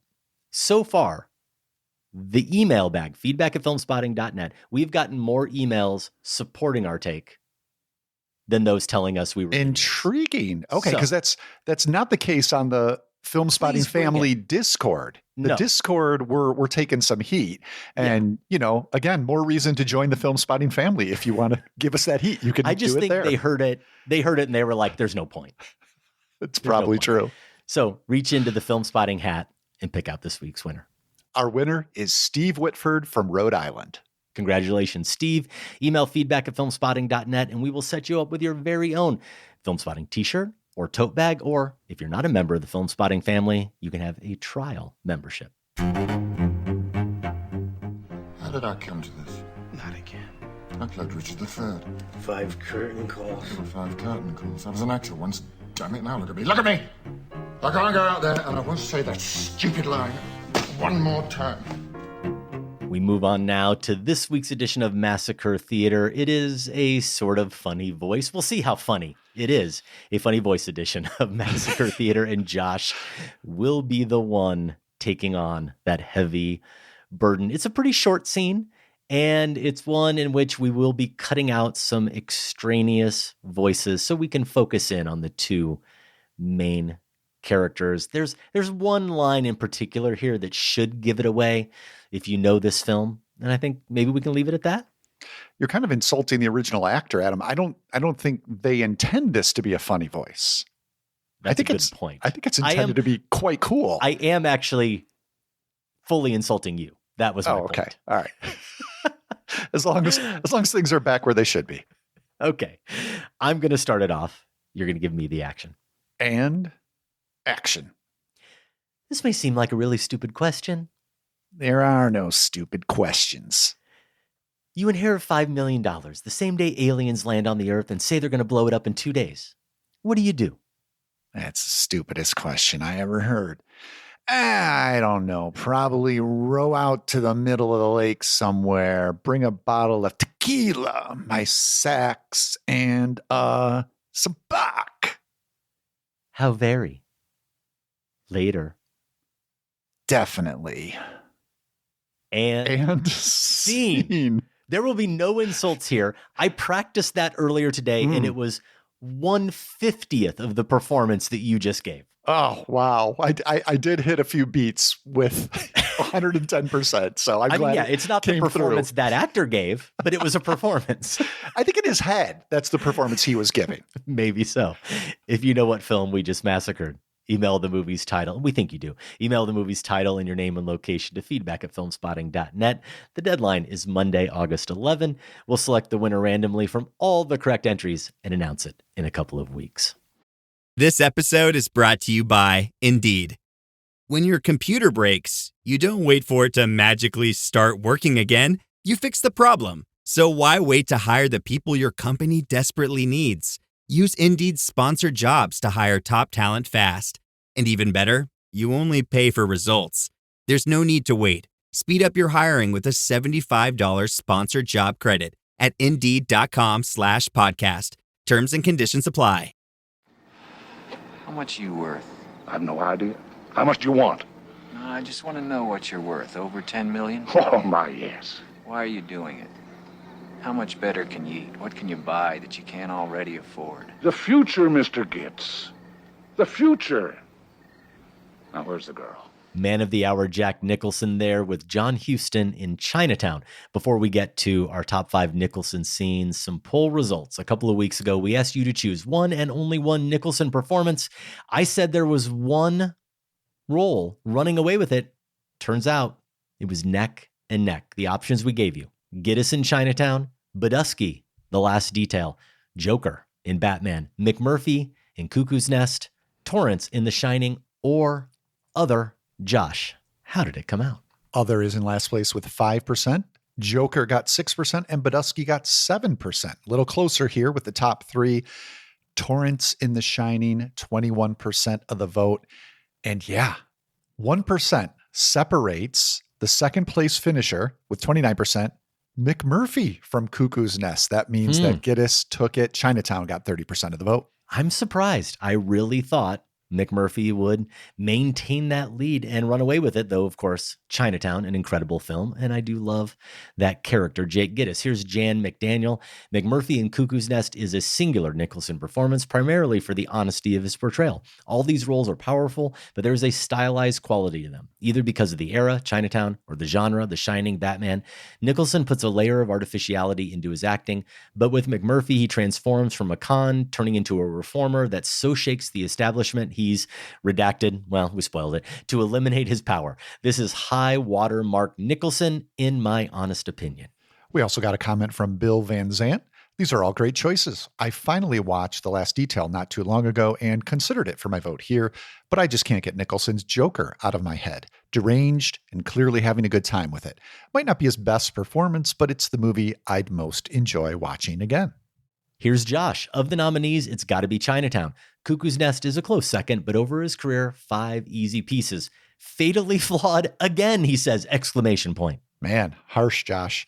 Here's a comment from Taylor Cole. Not a bad choice among the options here, but I had to go other. I spent most of my youth thinking of Jack as a caricaturist, a talented, supremely watchable caricaturist, but never thought of him as being particularly subtle or nuanced. Catching up with 5 easy pieces changed all that for me. So I had to give his performance there my vote. Here's Sean Means to close us out. Is it possible that the deeply flawed film spotting poll can't handle the truth? Oh boy. Of all of Jack Nicholson's great movie performances, I have to pick his turn as Colonel Nathan R. Jessup in Rob Reiner's A Few Good Men as the topper. Giving Nicholson a chance to chew up Aaron Sorkin's dialogue was a brilliant choice, and Nicholson runs with it. Thank you. That he does. To everyone who voted and everyone who left a comment. That does nicely set the table for us as we transition into our top 5 Jack Nicholson scenes. We should note, or we like to note, that there are 3 of these films that, or 2 actually, 2 films that you just heard mentioned that are in the film spotting pantheon, Chinatown and One Flew Over the Cuckoo's Nest. That doesn't matter for one of these career retrospectives. We are allowed to choose from Chinatown and Cuckoo's Nest. There's also a film that probably should be, because it's certainly been referenced and praised enough on the show, and that is The Shining. Doesn't matter even if it was in the pantheon, but I wanted to acknowledge The Shining has come up a lot. We'll see if it gets mentioned here by one of us. What else do you want to say about how you approached your list, Josh? I think it's right to describe this list as career retrospective. I try to treat it that way, do a lot of homework. Of course, I can't be exhaustive, so there are still gaps in his filmography, but it's kind of an excuse to do our best right now. And when doing that, we look at different eras, the decades maybe an actor or actress is at their strongest or did some of their best work, and maybe why that was. And it did strike me, Adam, that it's no wonder Jack Nicholson broke out in the 1970s. We didn't do a ton of discussion about the politics in One Flew Over the Cuckoo's Nest. We kind of touched on it, but that film and his character there falls into the same type that I would say I describe as the charismatic iconoclast who's bucking the system. And there are variations on that for sure, but it was a character made, a persona made for that era. And I think that's why he resonated. I think that's why he broke out. He captured the frustration of trying to buck the system in that era, in Nixon's America and its aftermath. Because the reality was you could only push things so far, right? And so many of Nicholson's characters mesmerized us by trying to do that, and then they would tragically hit a wall. So I definitely have a couple of scenes that speak to that quality. But going back to the career retrospective element, Nicholson's career is so vast and varied that I wanted to be sure to represent that as well, represent his range, represent some of the other eras that he was still vital in. It wasn't just the 70s. So I didn't stick only to charismatic iconoclasts, even though I think that was his essence. And again, the era he offered it, that's what cemented him so early as a legend. It was like within a couple of years, he became a legend. And I think that's the reason why. A lot of crossover there. I definitely considered how I wanted to, or if I did want to represent his entire career. He made films from the late 1950s up to 2010. So you've got a full 5 decades to cover. He has Oscar-nominated work, Josh, technically in 5 decades, because Easy Rider is a 69 film. Yeah, it's incredible. And was celebrated at the 70 Oscars. Ultimately, I did keep it pretty focused on what was undoubtedly his most fruitful period. A little bit of trivia about him. He has 12 Academy Award nominations. I did not realize that until I looked at that chart. 8 for Best Actor, 4 for Best Supporting Actor. He's the most nominated male actor in Academy Awards history. And what an interesting mix, too. You usually think of maybe getting the supporting when you're breaking out. And then once you get in that lead actor category, that's where you stay, even if you're a multiple time nominee. Right. But yeah, to have that mix speaks to the different space he could take up and was willing to take up in a film, even though we think about him as having an outsized personality. Right. One last bit of trivia. With 3 Oscar wins, he also ties Walter Brennan, Daniel Day-Lewis, Ingrid Bergman, Frances McDormand, and Meryl Streep for the second most Oscar wins in acting categories. So here again, a lot of crossover. Like you, I considered the types of Jacks I wanted represented, the range. There may be one Nicholson impression that everyone does, but that doesn't actually, of course, capture the range of characters he plays, the shades he brings to those characters. And maybe I was inspired by Spinal Tap 2 coming out. And in Spinal Tap 1, they talk about the Jack the Ripper musical they considered, Saucy Jack. So I'm going to offer up some different Jacks that made my list. But there will be a through line. And it does connect to what you said, Josh, about the iconoclast, the rebel. But it's not so much about picking the rebel character. It's more about what the rebel character stands for, which will make more sense, I think, as we get into my picks here. So which scene are you going with at number 5? At number 5, this one I think does speak to his range and also that ability to not take up as much space in a film. And in terms of endearment, from 1983, this was a supporting actor win.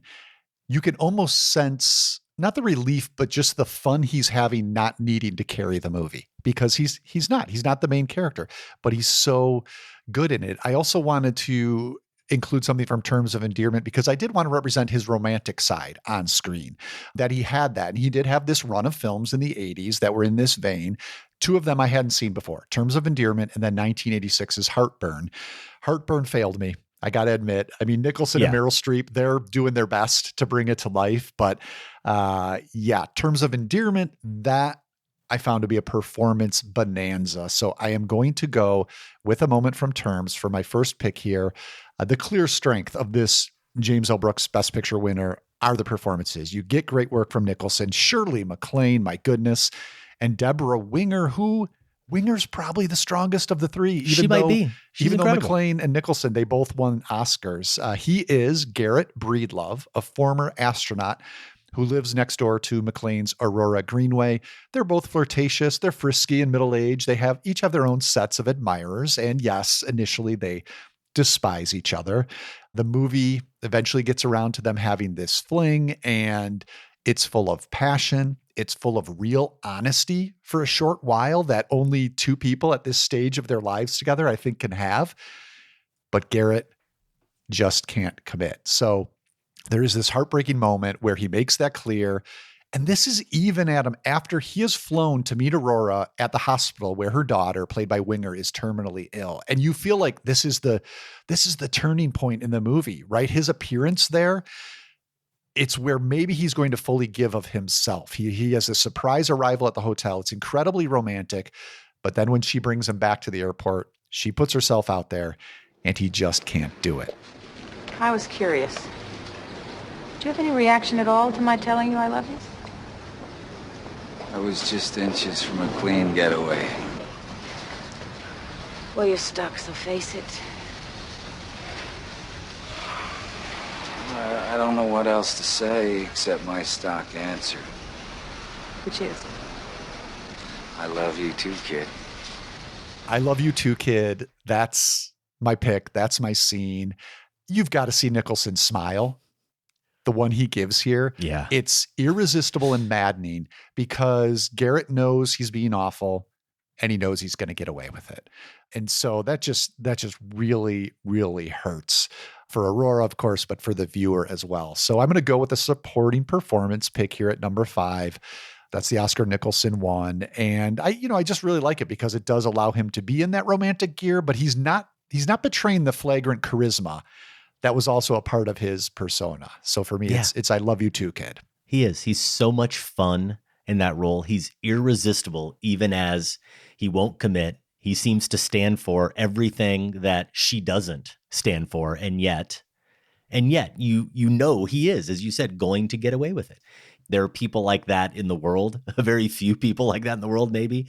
And that Nicholson character is one of them. He inhabits it so well. I'm going to go with another supporting role, another Oscar nominated role at number 5. We might as well begin at the beginning with not his first screen role, but certainly his breakout role. And that first Oscar nomination, playing George Hansen in Easy Rider.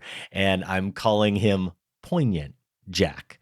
There's no or very little gilding the lily with George Hansen. He's got one recurring tick, if you will, the noise he likes to make, a little physical tick as well. He likes to say swamp. You'll hear it. Otherwise, he's very mellow. And that's because he's so damn high. In 2016, for Rolling Stone, Noel Murray and Tim Grierson anointed the Movie Stoner Hall of Fame. And here's how they describe George. Tagging along on Peter Fonda and Dennis Hopper's cross-country drug odyssey, Jack Nicholson's football-helmeted Hansen stands for all the squares who could easily be cool if they just turn on. A slick-talking Southern lawyer with a thirst for booze, George tries grass for the first time while hanging out with his new hippie friends, and soon finds himself deeply relaxed, philosophizing about Venusians and bullfrogs. Though Nicholson's part is small, Easy Rider helped make him a star. He's the salt-of-the-earth guy next door who makes dope smoking acceptable to the everyman by turning it into an exercise of our nation's divinely bestowed freedoms. God bless America, indeed. So I'm not picking the part of the scene where they're talking about Venusians and bullfrogs and UFOs. I'm going with the end of the campfire scene. It's almost a monologue, but it is a conversation between George and Dennis Hopper's Billy. I said George was high. Reportedly, that didn't require much acting because Nicholson, Fonda, and Hopper were all partaking during this scene, and I'm sure many others. And it starts, I do love this touch by Hopper, the director. It starts with Nicholson talking right to the camera. You know, this used to be a hell of a good country. I can't understand what's going on with it. I just love the irony and audacity of that line. Most of America is saying that about people like this trio.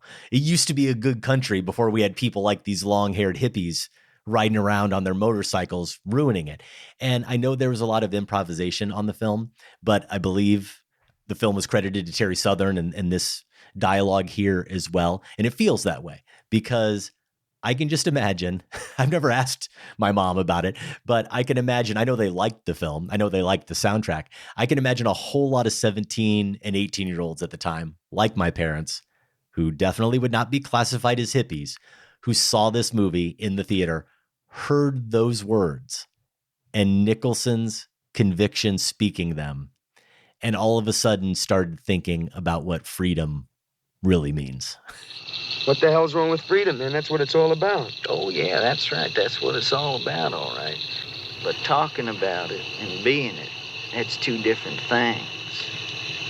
I mean, it's real hard to be free when you are bought and sold in the marketplace. Of course, don't ever tell anybody that they're not free, because then they're going to get real busy killing and maiming to prove to you that they are. Oh, yeah, they're going to talk to you and talk to you and talk to you about individual freedom. But they see a free individual, it's going to scare them. No, well, don't make them running scared.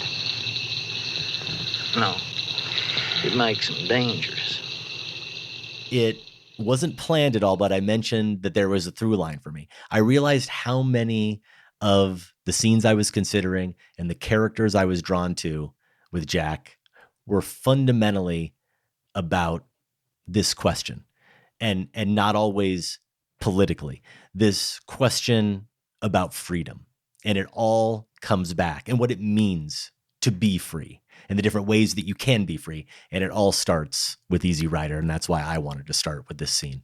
Yeah, his dynamic, the dynamic he brings to that movie is so crucial. It just opens it up, to speak to walks of life that aren't these guys who we're otherwise embedded with, right? So I think he's so important to the movie in that way. Wow, watching this scene today, Adam, though, like just pluck a lot of that speech out and put it out there. Don't even say who it's from. Exactly. And the way it is speaking to where we're at and how ideas of like freedom and individual liberty have been perverted and distorted is, my eyes just kept getting wider and wider as the scene went on. I know.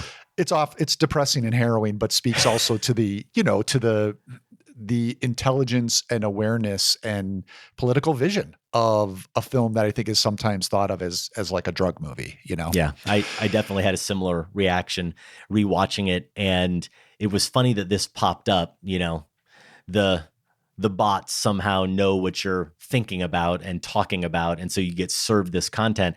I saw a video on Instagram over the weekend of Fonda and Hopper accepting some award, or I'm sorry, I think they were presenting Nicholson with an award. And so, of course, they were reminiscing about the making of Easy Rider, and they were talking about how Nicholson got forced on them. They had someone else cast for the role, and they didn't know really who this Jack Nicholson was. They didn't want him for the role. And whoever they were working with as the producer of the film was like, no, he's the guy. You have to put him in the film. And they were initially against it. And then they started working with him and they put him in the film and they saw how good he was. And they saw, of course, what he went on to be. And, Fonda said it was the best money they ever spent. Obviously, it was casting Nicholson in the movie. And you see it. You see even in that film, even though what we think of as charisma, the big Jack, the One Flew Over the Cuckoo's Nest Jack, isn't in that scene at all. No. You still get the star power of Jack delivering those lines.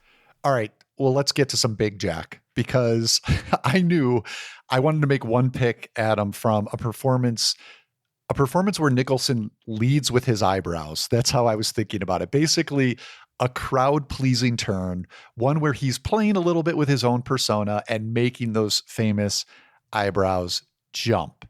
And so a couple of films came to mind immediately. A Few Good Men, The Departed, I'd put in this category, and of course, Tim Burton's Batman, which is where I went. Now, listeners might remember when we talked about our top 5 Michael Keaton performances not too long ago, I put his turn as Bruce Wayne at number 2, and I did go into some detail about the let's get nuts scene between Keaton and Nicholson. That's probably the best moment for both of them, but I wanted to provide a little variety. So instead here, I'm going with another Joker confrontation moment. This one he has with Jack Palance's crime boss. Jack, listen. Maybe we can cut a deal. Jack is dead, my friend. You can call me Joker. And as you can see, I'm a lot happier. I love how, speaking of the meta and parody elements, I love how Palance is also doing a bit of a Nicholson impression in that line reading. But I do think there's more. So the performance is fun on that level, but I think this is more than a meta performance, or even one that's verging on self-parody. I mean, yes, he gets as big as he ever has in Batman. Here in this scene, when he's dancing around as he's shooting, the cackling. But I would suggest it's still in service of an actual character. And in fact, the character that I think we talked about this when we did a Sacred Cow review, it probably was, of Tim Burton's Batman. The character that movie is about, Nicholson's Jack Napier, the gangster who becomes Joker after nearly dying in a vat of acid. Burton's Batman it's the story of mirror identities. You've got Napier / Joker, which is he's a funhouse reflection of Bruce Wayne / Batman. Both men are broken. Each have responded to that in a different way. And you have Napier embracing madness to this chaotic conclusion. So I really think Nicholson roots even the silliest moments in that sensibility of who Napier is and what's happened to him. Maybe not when he's dancing to Prince. That still doesn't entirely work. But really, most of the movie, he does more than offer a brilliant bit of self-parody. Even that actually serves one of the great comic book characters. So going to make this one my eyebrows pick. You can call me Joker. And yeah, he really wiggles those eyebrows. Even under all the makeup, he manages to do it. But that's where I'm going at number 4. I love it that you've started off with 2 of the all-time great, super fun Nicholson scenes. And I'm going really serious out of the gate and small. I don't know that you can go smaller in Nicholson's oeuvre than I'm going to get here with my number 4 pick. And I'll pluck out my favorite line of dialogue here, or the identifier. If you were mine, I wouldn't share you with anyone or anything, from Warren Beatty's Reds. Yet another Oscar-nominated turn, Best Supporting Actor Oscar-nominated turn that he did not win. And this is a romantic turn. You've got one, I've got one as well. He's playing Eugene O'Neill, the Eugene O'Neill, in this true story, or based on a true story film that Warren Beatty directed. Despite that Oscar nomination, I know that there are a lot of other films and roles people more closely identify with Nicholson, especially when they hear what I'm leaving out. I don't care. I love Reds. I love Nicholson in Reds, where we get what I'm calling, Josh, piercing Jack. Beatty is a journalist and a communist activist, John Reed. He's in a relationship with a writer and activist, Louise Bryant, played by Diane Keaton. O'Neill is the playwright who was friends with the couple, and Bryant acted in one of his plays, and he was, or in this scene, he is in love with Bryant. So this scene between O'Neill and Bryant, it's about 5 minutes long, and it opens with Nicholson delivering maybe the greatest / harshest bit of feedback an actor could ever receive. Bryant says, "I like your play." I like your play. I only hope I can do the part justice. I think your dialogue is beautiful. I really do. I love it. Then why the hell don't you just stand still and say it instead of wandering all over the stage? You're supposed to be looking for your soul, not an ashtray. Would you rather I didn't smoke during rehearsals? I'd rather you went up in flames than put out your cigarette in the middle of a monologue about birth. I'm sorry, you're absolutely right. Now that may be familiar, that response there from O'Neill, from Nicholson, to longtime listeners, because that has been used over the years. That's a Massacre Theatre clip that I worked into our Massacre Theatre theme music. But just, can you imagine saying to someone, you're supposed to be looking for your soul, not an ashtray? And I'd rather you went up in flames than put out your cigarette in the middle of a monologue about birth. A little harsh. And he doesn't take a breath, it seems, while delivering it. And yes, he does it following his own direction. He's standing still. He delivers it directly in front of her. He's not wandering all over the set. And he's so quiet. They have the type of relationship where he can be that candid, though, without hurting her. That's what makes this scene so much fun to watch in its own way. And so fascinating to watch. Candor is what this scene and this relationship is all about. O'Neill is not allowing any ambiguity around what he feels. And he's being really vulnerable. And he's forcing her to be vulnerable, whether she's ready to be or not. And as always, we list these scenes, and when we have links to them, we usually do, we put the links as well on our top 5 page. So you can go to filmspotting.net, click on lists, you'll find these lists. And I just really encourage you, we're not going to play the whole scene. I encourage you, if you haven't seen it or you don't remember it or it's been a while, watch this entire 5-minute scene, because it feels as finely written to me, Josh, and performed as aside from any O'Neill play. We're going to jump ahead closer to the end. O'Neill confronts her about Jack, about John Reed running off to do his things and leaving her alone to do her things, which O'Neill, doesn't approve of. He's a real mean son of a bitch, isn't he? What do you mean? Leaving you alone with your work.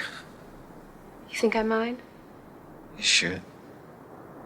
It's the one thing we mustn't be left alone with. You may feel that way. I don't. Good. Don't let those village radicals keep you from being what you should be. What do you think I should be? The center of attention. Well, you must have been with some very competitive women. Let's just say possessive. Possessive? That's something else. It's a waste of time. I'm not. You can't see it, of course, but when she says she's not possessive, we get a fantastic cutaway to a devilish Nicholson smirk and what you were talking about with your last scene, the eyebrow arch. And go back to what I said about the volume and how quiet this scene is. We do think of Jack so often as this big performer, and the more piercing he gets with her, the quieter he gets. It's almost like he's softening the blow because he knows his words are going to get harsher and harsher. He's also countering her because she's getting a little bit louder and louder. He's getting more agitated the more piercing he's being with her. And, you know, I credit the writing for these layers. Beatty and Trevor Griffiths are the credited screenwriters, but the way Nicholson so wonderfully blends self-righteousness and sarcasm with this earnest proclamation of his feelings. I'd like you to go. Why? Because I don't want to be patronized. I'm sorry if you don't believe in mutual independence and free love and respect. Give me a lot of parlor socialism that you learned in the village. If you were mine, I wouldn't share you with anybody or anything. It'd be just you and me. You'd be at the center of it all. He does it so powerfully while never doing anything more than standing or sitting perfectly still with his eyes focused the entire time on Keaton. And that's why I labeled him Piercing Jack, because he tells her he wants her to look for her soul on stage, and he is staring right into hers and just kind of taking her apart psychologically. And what is this scene really about? Ironically, Jack is always playing the characters, and I'm talking about characters who can't be or are unwilling to be contained physically, emotionally, spiritually. And he's making the case here for a sort of containment as an expression of love. You can proclaim, as she does, to be against that notion and to respect and crave total freedom in a relationship. But when another man says, and if he delivers it with the conviction that Jack does here, if another man says to you and looks at you the way he does, if you were mine, I wouldn't share you with anybody or anything. It would just be you and me. You'd be at the center of it all. I think you'd start to question some things about your beliefs. I love it. So I have not seen Reds, but I did watch this scene, and it strikes me that more than any other performance or even sequence of his I've seen, that this is the only time Nicholson, the persona, has completely disappeared. It's gone. And maybe it's because he's playing a real life character, and he decided, I'm doing something different here and going to absolutely leave myself behind. I don't know if that was part of the process, but it did strike me that this is just the man in this story in front of me and no one else. So yeah, at some point I'll have to catch up with the performance as a whole. So Adam, we talk about when we do these retrospective actor lists, are we doing performances? Are we doing scenes? And at the end of the day, we usually say we're doing the same thing. And we like to do scenes because we can drill down into the details. But sometimes what happens is that you get a movie like Chinatown, and I realized great scenes in Chinatown, right? Iconic scenes in Chinatown. But as a Nicholson scene, it's the performance as a whole that is so rich. And I had a hard time choosing one, but I wanted to include this part because you could say on the one hand, Jake Gittes doesn't immediately fit the 1970s Nicholson charismatic iconoclast persona that I talked about at the top. Maybe it's the period setting. Maybe it's that Gittes isn't exactly bucking the system, right? He has left the police force because of corruption, but he's kind of floating around its edges as a private detective and still involved. But this movie drips with the disillusionment of being helpless within a corrupt system. This is why it's a 1970s movie. And it's all about Gittes, who thinks he's above that, coming to realize how helpless he actually is. So I had to have a scene from here, and thinking about some of them, I decided to go with an early one. This is before his helplessness really starts to sink in for him, and Gittes is still cocky, really sure of himself. So he's telling this crude, racist joke to his two employees in his office. not realizing that Faye Dunaway's Evelyn Mulray is standing behind him. Walsh, just listen to me for a second. You'll love this. Now, then they go back and they screw a little bit more, and then they go out and they contemplate the moon or something like that. Makes it more exciting. So now, the guy goes home and he starts screwing his own wife, see? So he screws her for a little bit, and then he stops and he goes out of the room and he reads Life magazine. Then he goes back in, he starts screwing again. He says, "Excuse me for a minute, honey." And he goes out and he smokes a cigarette. Now his wife is getting sore as hell. He comes back in the room, he starts screwing again. He gets up to start to leave again to go look at the moon. She looks at him and says, "Hey, what's the matter with you? You're screwing just like a Chinaman." Jesus. That Barney. So smart of Robert Towne's genius screenplay to undercut Gittes in this comical and somewhat quiet way early on, because it's setting everything up for what's to come and this character's downfall. And Nicholson is totally in sync with the deconstruction of this character. I think that's why he's playing the scene this way. And what I do like about it from a performance perspective, he is dialing the charisma up almost to a clownish degree, right? He's taking Gittes past that we admire or are kind of like attracted to his iconoclast. Here we're kind of like, even before we realize that Evelyn Mulray is behind him, we're kind of embarrassed for him. Like, this is an awful story. It's not even that funny. It's not even that funny. You're overselling it. And now she's hearing it. And, Nicholson is willing to push it that far, preparing us again for Gittes' fall, so that when it happens, what does that mean? It's not only a matter of plot, it's a matter of performance. Mm-hmm. So I'm going to go with the bad joke in Chinatown. It's such a good point that you began with, because that's the dilemma. I love this film. It's in our pantheon. I love this performance as Jake Gittes. I couldn't pinpoint the defining scene, and that's why I don't have one here. But this is one I did strongly consider. I have a couple honorable mentions. And my favorite part might be after he turns around and finally sees her, he then turns and gives his two associates a look that's like, "Why didn't you stop me?" Even though, of course, they did. They tried. Right? Yep. And they did try. And then I looked at my notes, and back when we discussed this, I pointed out, you were discussing that we see that he is not as sharp as he thinks he is, that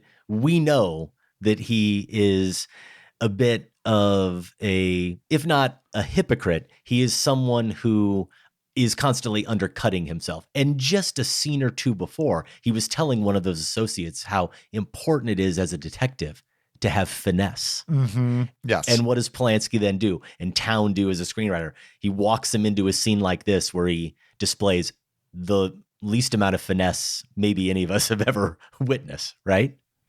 Yeah. It's just good choices, smart storytelling, and delivered upon with a great performance. Yeah. Okay. My number three Jack Nicholson scene. I am finally setting aside the low key stuff. We're talking about Nicholson. Let's rip some shit up. It's time for ornery Jack. I'm going to the last detail. Take a poke at me. This film, of course, is about Nicholson as badass Badusky with his partner, Otis Young's mule, Mulhall. They are Navy lifers. They've been assigned to take Larry, played by Randy Quaid, to a prison in New Hampshire from Virginia. I'm not choosing here, right, the "I am the effing shore patrol" scene, that famous one, but I need to reference it, Josh, because it's the setup to my scene. They go to a little dive bar. They're trying to school this poor, innocent, naive young boy, really, that Quaid is playing. And they try to buy Larry a beer, but he's underage and the bartender won't serve him. And that leads to Badass absolutely losing his mind, but it doesn't lead to Larry getting a beer. After that, the three men are back at their motel. Clearly, Badass has picked up some beer along the way, and he and Mule have definitely had a few. And Larry wants to know why they got so mad at the bartender. He was just doing his job, he says. Badass wonders whether Larry has ever gotten mad at anyone. As that conversation continues, Badass gets more and more irritated with Larry. And not just with Larry, but on Larry's behalf. They're going to take 8 years out of your life, man. 6 years? You said 6. Hey, what the difference does it make? You don't even care about it. Come on, badass. That don't help him. Help. I mean, fair. Injustice. Don't you ever just want to whomp and stomp on someone, bite off their ear just to do it? I mean, just to do it, just to get it out of your system. I love Nicholson's physicality, which you might be able to feel coming through your headphones or speakers because you can't see it. When he says, just to do it, just to get it out of your system, even though he's sitting down, he's almost acting out the thrill of laying in to someone, what that electricity, what that charge feels like. We feel it as he explains it. And then when Larry admits that he did get mad at something once and Badass asks him if the grunts beat him up, he gets that Nicholson twinkle in his eye, like, oh, finally, something good is coming. I can't wait to hear this. But his answer completely disappoints. This Marine guard, he asked me if I believed in Jesus Christ. I said, yeah. And he said that from now on, he was Jesus Christ, and I shouldn't ever forget it. What'd you do? Did you hit him? Now, can you imagine that? That's awful. Did you cold cock him? Better hope the chaplain don't catch him at that. Hal Ashby film, Robert Towne, here again on the screenplay with Daryl Ponnickson. Badass like the bartender, Josh. He's just doing his job, taking Larry to jail. He's putting him away, though. He's taking away his freedom, and he doesn't like it. And Larry, the guy who's having his freedom taken away, can't muster a single bit of anger about it, or towards Badass for it, or towards the military, or anybody. Badass is angrier at himself, clearly, than Larry is at him, which is where that rage, I think, is coming from. And that rage against being confined physically or by society's rules, that feeling sometimes like you just need to get it out of your system. That feels to me like what Nicholson fundamentally represents as an actor and with the choices that he makes. The last detail was my personal discovery in doing homework for this list, meaning the movie I knew I should have watched, probably decades ago at this point, because once I finally did, I realized, how good it was. I think for our Hackman list, I put Scarecrow in this category. Yeah, incredible film. And this scene you're talking about, Adam, I think is particularly important in thinking of Nicholson, not only in the terms you described, which I'd agree with, but also as having political relevance in the 1970s, because, that bit about just to do it, just to get it out of your system. You read about, we were obviously not around then, but you read about this sense of impotent anger that was a hallmark of the Nixon years, right? And I think Nicholson, in a number of his performances, but here as Badusky, is fiendishly channeling that. And I think this is evidenced by where the movie ends, because it is another case of pushing the walls, against the walls, bucking the system, and only getting so far, right? And it kind of ending on this point, this moment of impotence. And that's what's interesting to me about Billy Badass Badusky, is that he is, yes, and I'll get to my number 2 pick here because it is coming from the last detail. He is a quintessential charismatic iconoclast of Nicholson's, right? Think about, he even chews his gum rebelliously. He chews his gum like he's insulting the person who's watching him chew his gum somehow. But he's bucking the system from the inside, right? As you described, he's this Navy signalman. And so the question is, how far can you really push things if you're a cog in the machine? That's where some of the rage comes from too, I think, is Badusky's awareness of that. And so this is a guy who is not sure who he is or where he should be, but feels like McMurphy does in Cuckoo's Nest that it's not in his control anyway, in a sense. And so the scene I want to pick is when he says, I am the badass. This is early on, and he's talking about how he got this badass nickname. They always used to have trouble with my name, too. Badusky. Always wanting to call me badass. Badass. I am the badass. ass. Another case, Adam, I think, of the levels of performance going on. This has come up a couple times. I think you mentioned it in Cuckoo's Nest, and that is a dual performance. I think as Joker, he's giving a dual performance. And here you see we're getting performances from Nicholson as an actor, and then Badusky playing a tough guy. On some level, this goes back to the chewing of the gum. As he's telling this story, he's making fun of the choice of his nickname, right? He's rebelling against his own nickname that other people gave him, kind of laughing at it. But at the same moment, he's embracing it and kind of reveling in it. The brilliance of this scene is you can feel that push and pull as it goes on. The number of times and different ways he says badass. It's like he's mulling it over for himself, trying it on for himself, seeing how he feels about it, but not wanting to commit to it. It's just an incredible movement of persona here in a small scene. And of course, later in the film, you talked about the bartender sequence. What does he say? Back on the street, full of adrenaline, I am a badass, ain't I? It's almost like now I believe it about myself. And this is what I'm going to commit to. So yeah, I'm going with I am the badass as my pick at number 2. Yeah. It's such a good articulation of who he is in that sense of impotent rage. You're right, because it's a movie I haven't seen in a long time, but really love. And that entire scene that I picked, you're right. It's an expression of that.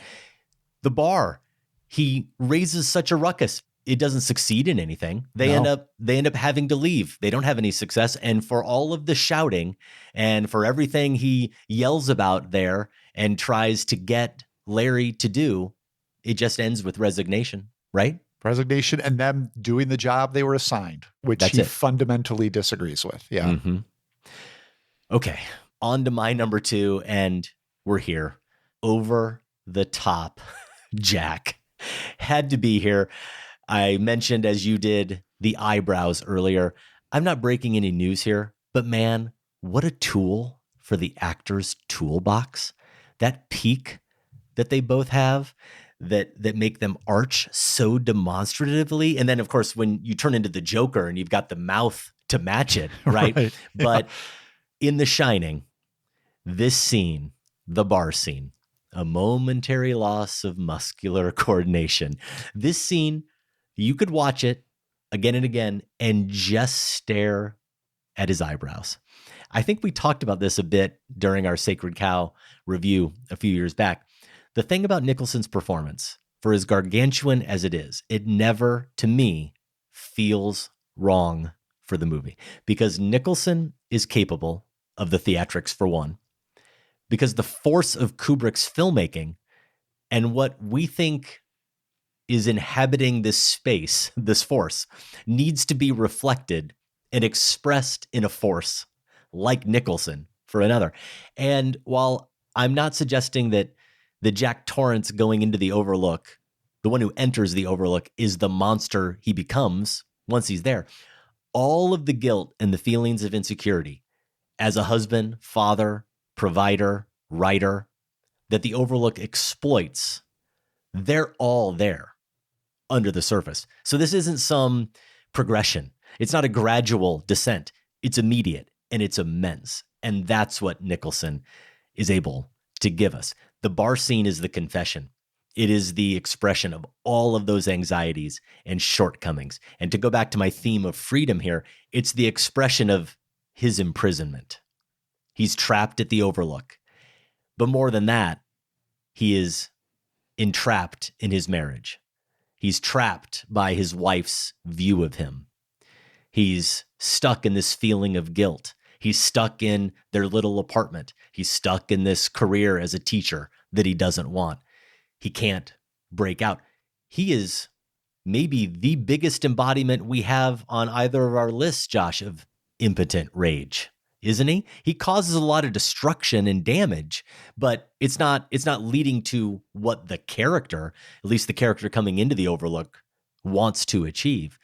And where it gets really amazing from a performance standpoint for me, and look, I'll say, I think it's all terrifyingly delightful, is when he admits to hurting Danny. And it culminates with that line that I mentioned, the scene's most famous line. I did hurt him once, okay? It was an accident. Completely unintentional. Could have happened to anybody. And it was 3 goddamn years ago. The little thrown all my papers all over the floor. All I tried to do was pull them up. A momentary loss of muscular coordination. Few extra foot-pounds of energy per second. Before he says, I did hurt him once, okay, he looks dramatically to the left. Yeah. He looks dramatically to the right. And then he takes this big sigh, this big deep sigh. And other than the bartender, he's the only one there. And yet somehow Jack Torrance still feels the need to look around and be discreet. And then he basically uses jazz hands. And I don't know if anyone at the time thought he would make a bad Joker, but if they did, all you would need to do is point them to that scene. In that moment, you'd be like, oh, of course he's going to nail this because that's the Joker, right?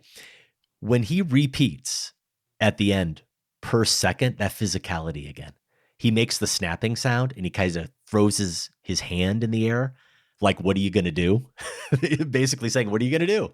Those little physical embellishments, they're just so brilliant. And, you know, he's clearly possessed. If you saw a man talking about his wife and child like this, you would think he was the most vile person ever without the slightest redeeming facet. And for what it's worth, that AFI villains list that Nurse Ratched is number 5 on, Jack Torrance is number 25. But here's the brilliance of Jack. And we've talked about this throughout this list. It's the layers. And the word I had in my notes, I like your word earlier that you used when talking about McMurphy. There are glimpses. I like your word better, the flicker.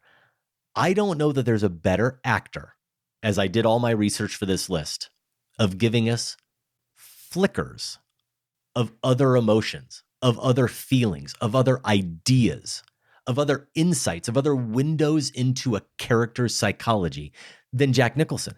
It really feels like all of a sudden, for a split second, you saw another version of a man inhabit him. And then he immediately goes back to who that character is in that moment. And the flicker here, Josh, and there may be 1 or 2 other flickers that happen, but the one I'm speaking to here is he says, all I tried to do was pull him up.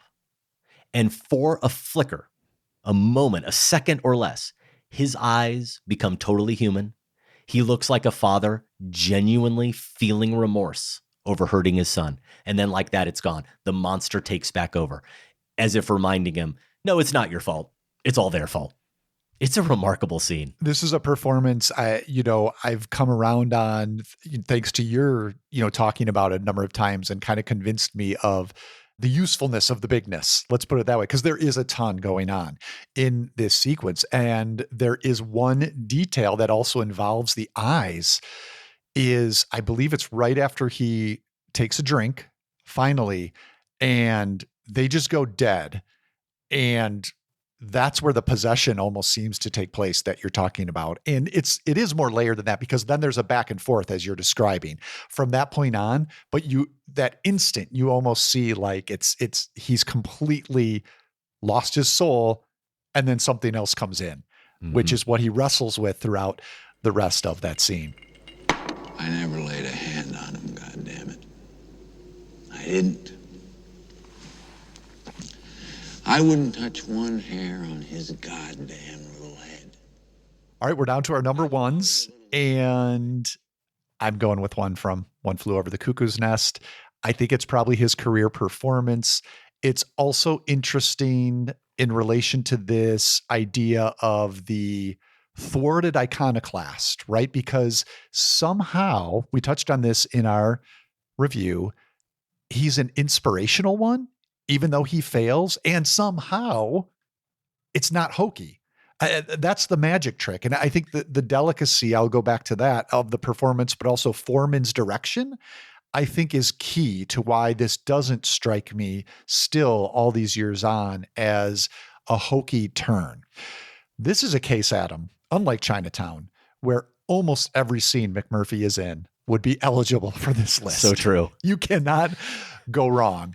I decided not to go with one of the hits because a somewhat smaller moment captivated me on this rewatch. It's when he bets his fellow patients that he can pick up this massive marble sink in the bathroom and throw it through the window.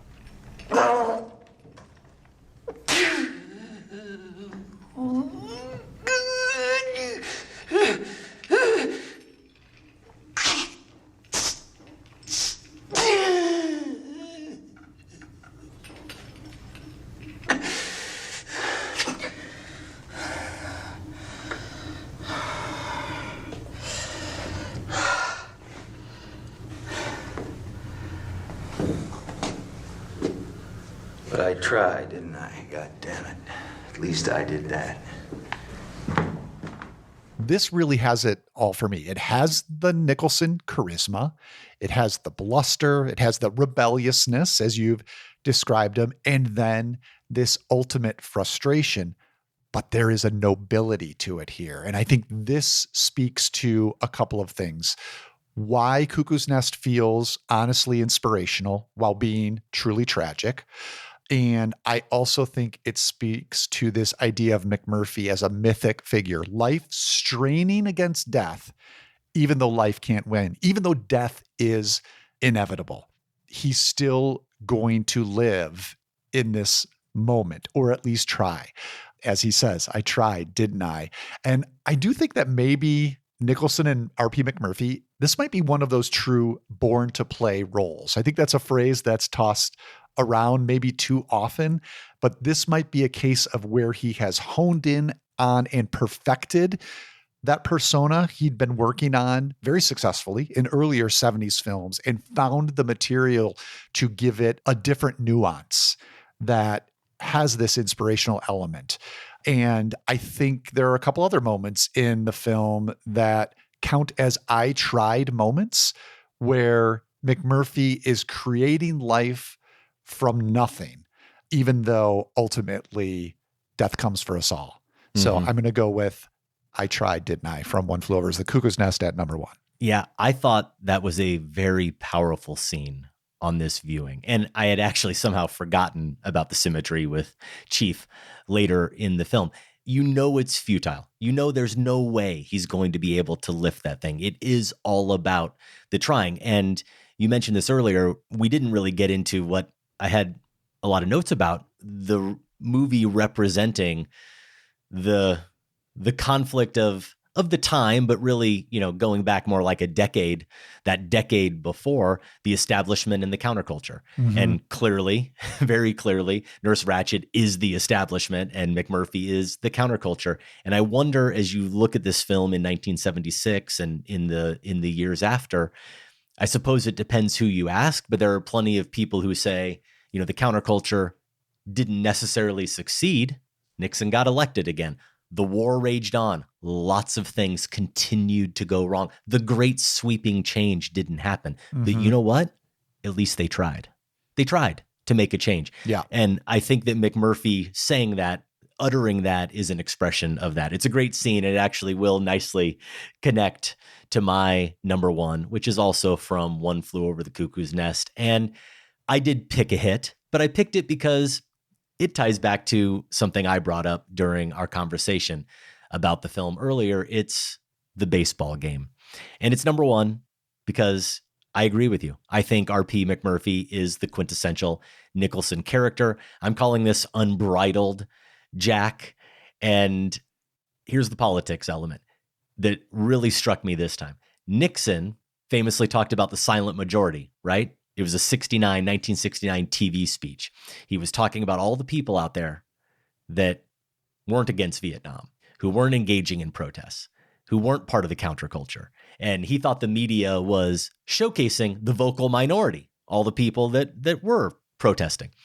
So what happens in the baseball scene? The second time they vote, he gets the 9 votes. And I really love that Cheswick is the one who initiates it. It's not even McMurphy who gets the second call for votes. They get 9, and she says that's not enough. Here's her rigging the game, right? And what does she say? There are patients on the ward, Mr. McMurphy. This is what cued me into it, Josh. and you have to have a majority to change ward policy. So you gentlemen can put your hands down. And he says, are you trying to tell me that you're going to count these poor sons of bitches? They don't know what we're talking about. You want to talk about the silent majority? Mm-hmm. They're literally on the floor. They don't talk.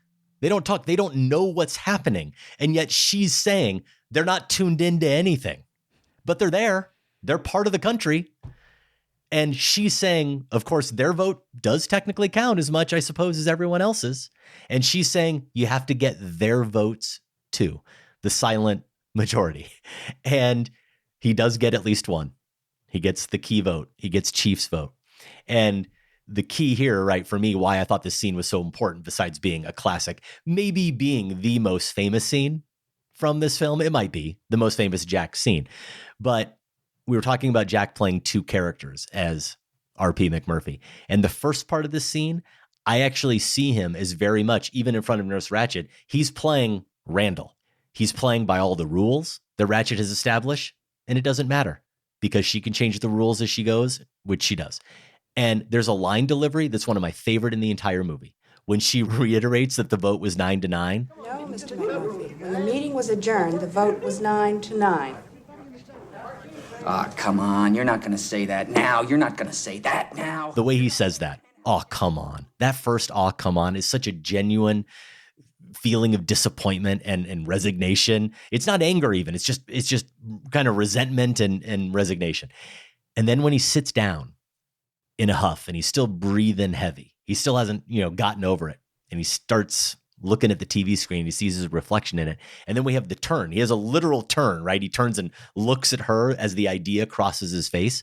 That's when I think he becomes his version of Crazy Randall, the one who's going to act like he's supposed to act in this institution, the one that's going to get Nurse Ratched. And he begins to do what he knows will upset her more than anything.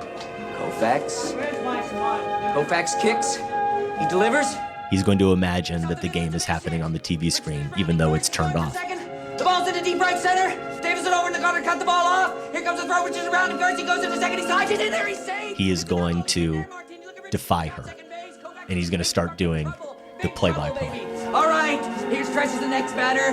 Tresh looks in, Koufax gets the signs from Roseboro. He kicks once, he pumps, he fires. It's a strike. Koufax's curveball is snapping off like a firecracker. All right, here he comes for the next pitch. Tresh swings. It's a long fly ball to deep left center. It's gone.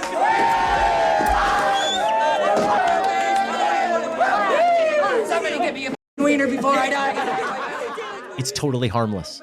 It's surely a healthy group interaction. It brings smiles to all of the men's faces. What's her reaction? Gentlemen, stop this. Stop this immediately.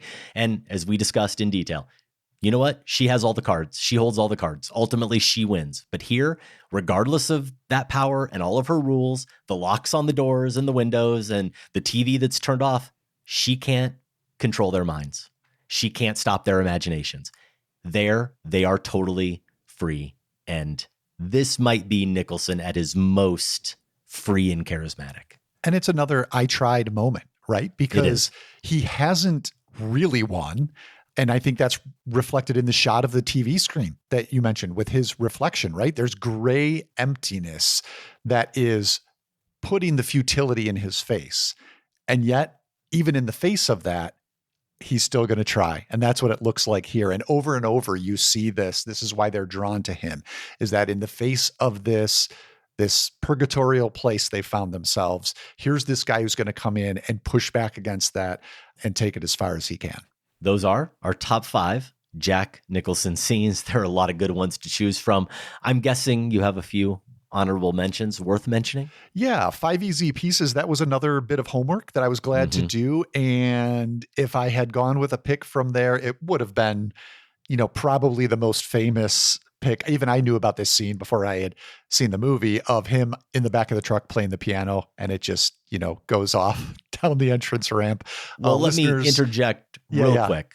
Yes, great scene, famous scene, but no, the most famous scene in 5 Easy Pieces is Hold the Chicken. Well, and that's what I was going to say. A couple listeners wrote in with that pick, Ben Morin and Ed Redmond. Yeah, the showdown with the diner waitress. Definitely another highlight. John Snow over on Facebook, he had the most clever response to my prompt asking for people's favorite scene of Nicholson. The GIF from A Few Good Men he shared, and John said, "You want me on that list. You need me on that list." Sorry to disappoint you, John, but of course, a great one to consider for an honorable mention. About Schmidt, a later career effort that, man, that's a movie I badly need to revisit, but both Clint Reed and Jer Moran chose the Deer and Dugu scene where he's writing a letter to the Tanzanian boy he's decided to sponsor. So I think those are all worth considering. They are definitely worth considering. And absolutely the Hold the Chicken scene from 5 Easy Pieces, the piano scene at the end, but also that father and son scene is a very quiet Nicholson scene that's worth some attention here. I already gave some love to the preceding scene, to the one I picked, the Shore Patrol shout out that he gives in the last detail. What else do I have? A respectable man and capable of anything. Those scenes with Noah Cross in Chinatown. Mm-hmm. There's another scene with Diane Keaton in Reds. I'm telling you, anytime they're together in Reds, it's amazing. Of course, you can't handle the truth. In terms of endearment, how about, I think it's their first date, the first date with Aurora, the honesty, just the brutal honesty there again, maybe a trait of a lot of Nicholson characters when he just tells her, you need a lot of drinks. It's great. I love that scene. Each of their scenes together is just tremendous. Yeah. And I did want to make sure that we at least gave some love to some later Nicholson, because I do like some of these movies. I definitely appreciate some of these 90s films like The Pledge and The Crossing Guard. I liked About Schmidt when it came out. So here's Scott Ross in Durwood, Maryland. Jack's run from Easy Rider to Cuckoo's Nest may rank as the best run of any actor. I look forward to potentially hearing some of your choices from this imperial phase. Good word. But I would nominate 2 scenes from his later roles in The Pledge and About Schmidt. The final scene in Sean Penn's The Pledge is as devastating as it gets, and Nicholson completely embodies a man whose compulsion leads him to loneliness and heartbreaking madness. And there was a scene in Alexander Payne's About Schmidt where his character goes home again only to find that it is now a tire shop. Nicholson plays the bemusement as only he can and gives one of his best performances in a career filled with at least 24 of them. Yeah, I think About Schmidt too, from my memory, might be another case where there isn't any quote unquote Nicholson in it, at least in my memory. I really do want to watch that again and see if that holds true. Once again, those are our top 5 Jack Nicholson scenes, and we do have links to all of those scenes and that complete list over at filmspotting.net. Just click on lists. We would love to hear any comments you have about that top 5 or any other feedback you have about the show. You can email us feedback@filmspotting.net. Josh, that is our show. If you'd like to connect with us on social media, you can find Adam and the show on Instagram and Facebook and Letterboxd at Filmspotting. I'm at those places as well as Blue Sky as Larson on Film. We are independently produced and listener supported. You can support the show by joining the Filmspotting family at filmspottingfamily.com. That way you can listen early and ad-free. You'll also get a weekly newsletter, monthly bonus episodes, and access to the entire show archive. For show t-shirts and other merch, go to filmspotting.net/shop. In the Filmspotting archives, a fair amount of Nicholson. The Departed was reviewed on episode 129. Easy Rider, part of our new Hollywood marathon, on episode 257. The Shining, episode 419, and it certainly made an appearance on our top 5 terrifying characters. Batman on episode 497, and our top 5 films of 1989. We did talk about Chinatown for its 50th anniversary on 974. And we talked about Milos Forman's Amadeus on episode 796. That was part of our 8 from 84 series. In limited release, the film I recommended earlier, Architecton. Cloud is also out. Our friend Mitchell Beaupre over at Letterboxd says the movie of the year. So maybe, Josh, we should be talking about that next week. I mean, David Ehrlich. We should be talking more about Kiyoshi Kurosawa in general. I have not seen a single film of his. I haven't either. David Ehrlich says it's an action film as only Japanese horror director Kiyoshi Kurosawa would think to make. In wide release, Bad Guys 2. This is the second film adaptation of the popular kids graphic novel. Can I say real quick, Adam? Yeah. Uncle Josh went to a screening with my nephew to Bad Guys 2. You did? Yeah. I'm afraid a little disappointing. Yeah, I enjoyed Bad Guys. This was a little bit of a letdown, but if you're a big fan, check it out. See what you think. The Naked Gun. This is by the Lonely Island guys, or the Lonely Island guy, Akiva Schaffer, who is reviving the franchise. No, not with Leslie Nielsen, but with Liam Neeson, plus Pam Anderson and Paul Walter Hauser. She Rides Shotgun is out. Taron Egerton plays a man recently released from prison and on the run from enemies, with him his estranged 11-year-old daughter. Together, starring Alison Brie and Dave Franco as a couple already near a breaking point who have a supernatural encounter that transforms their relationship and their flesh. We are planning to discuss together next week, along with Sunset Boulevard at 75. Film Spotting is produced by Golden Joe Dassault and Sam Van Halgren. Without Sam and Golden Joe, this show wouldn't go. Our production assistant is Sophie Kempenar. Special thanks to everyone at WBEZ Chicago. More information is available at wbez.org. For Film Spotting, I'm Josh Larson. And I'm Adam Kempenar. Thanks for listening. This conversation can serve no purpose anymore. Goodbye.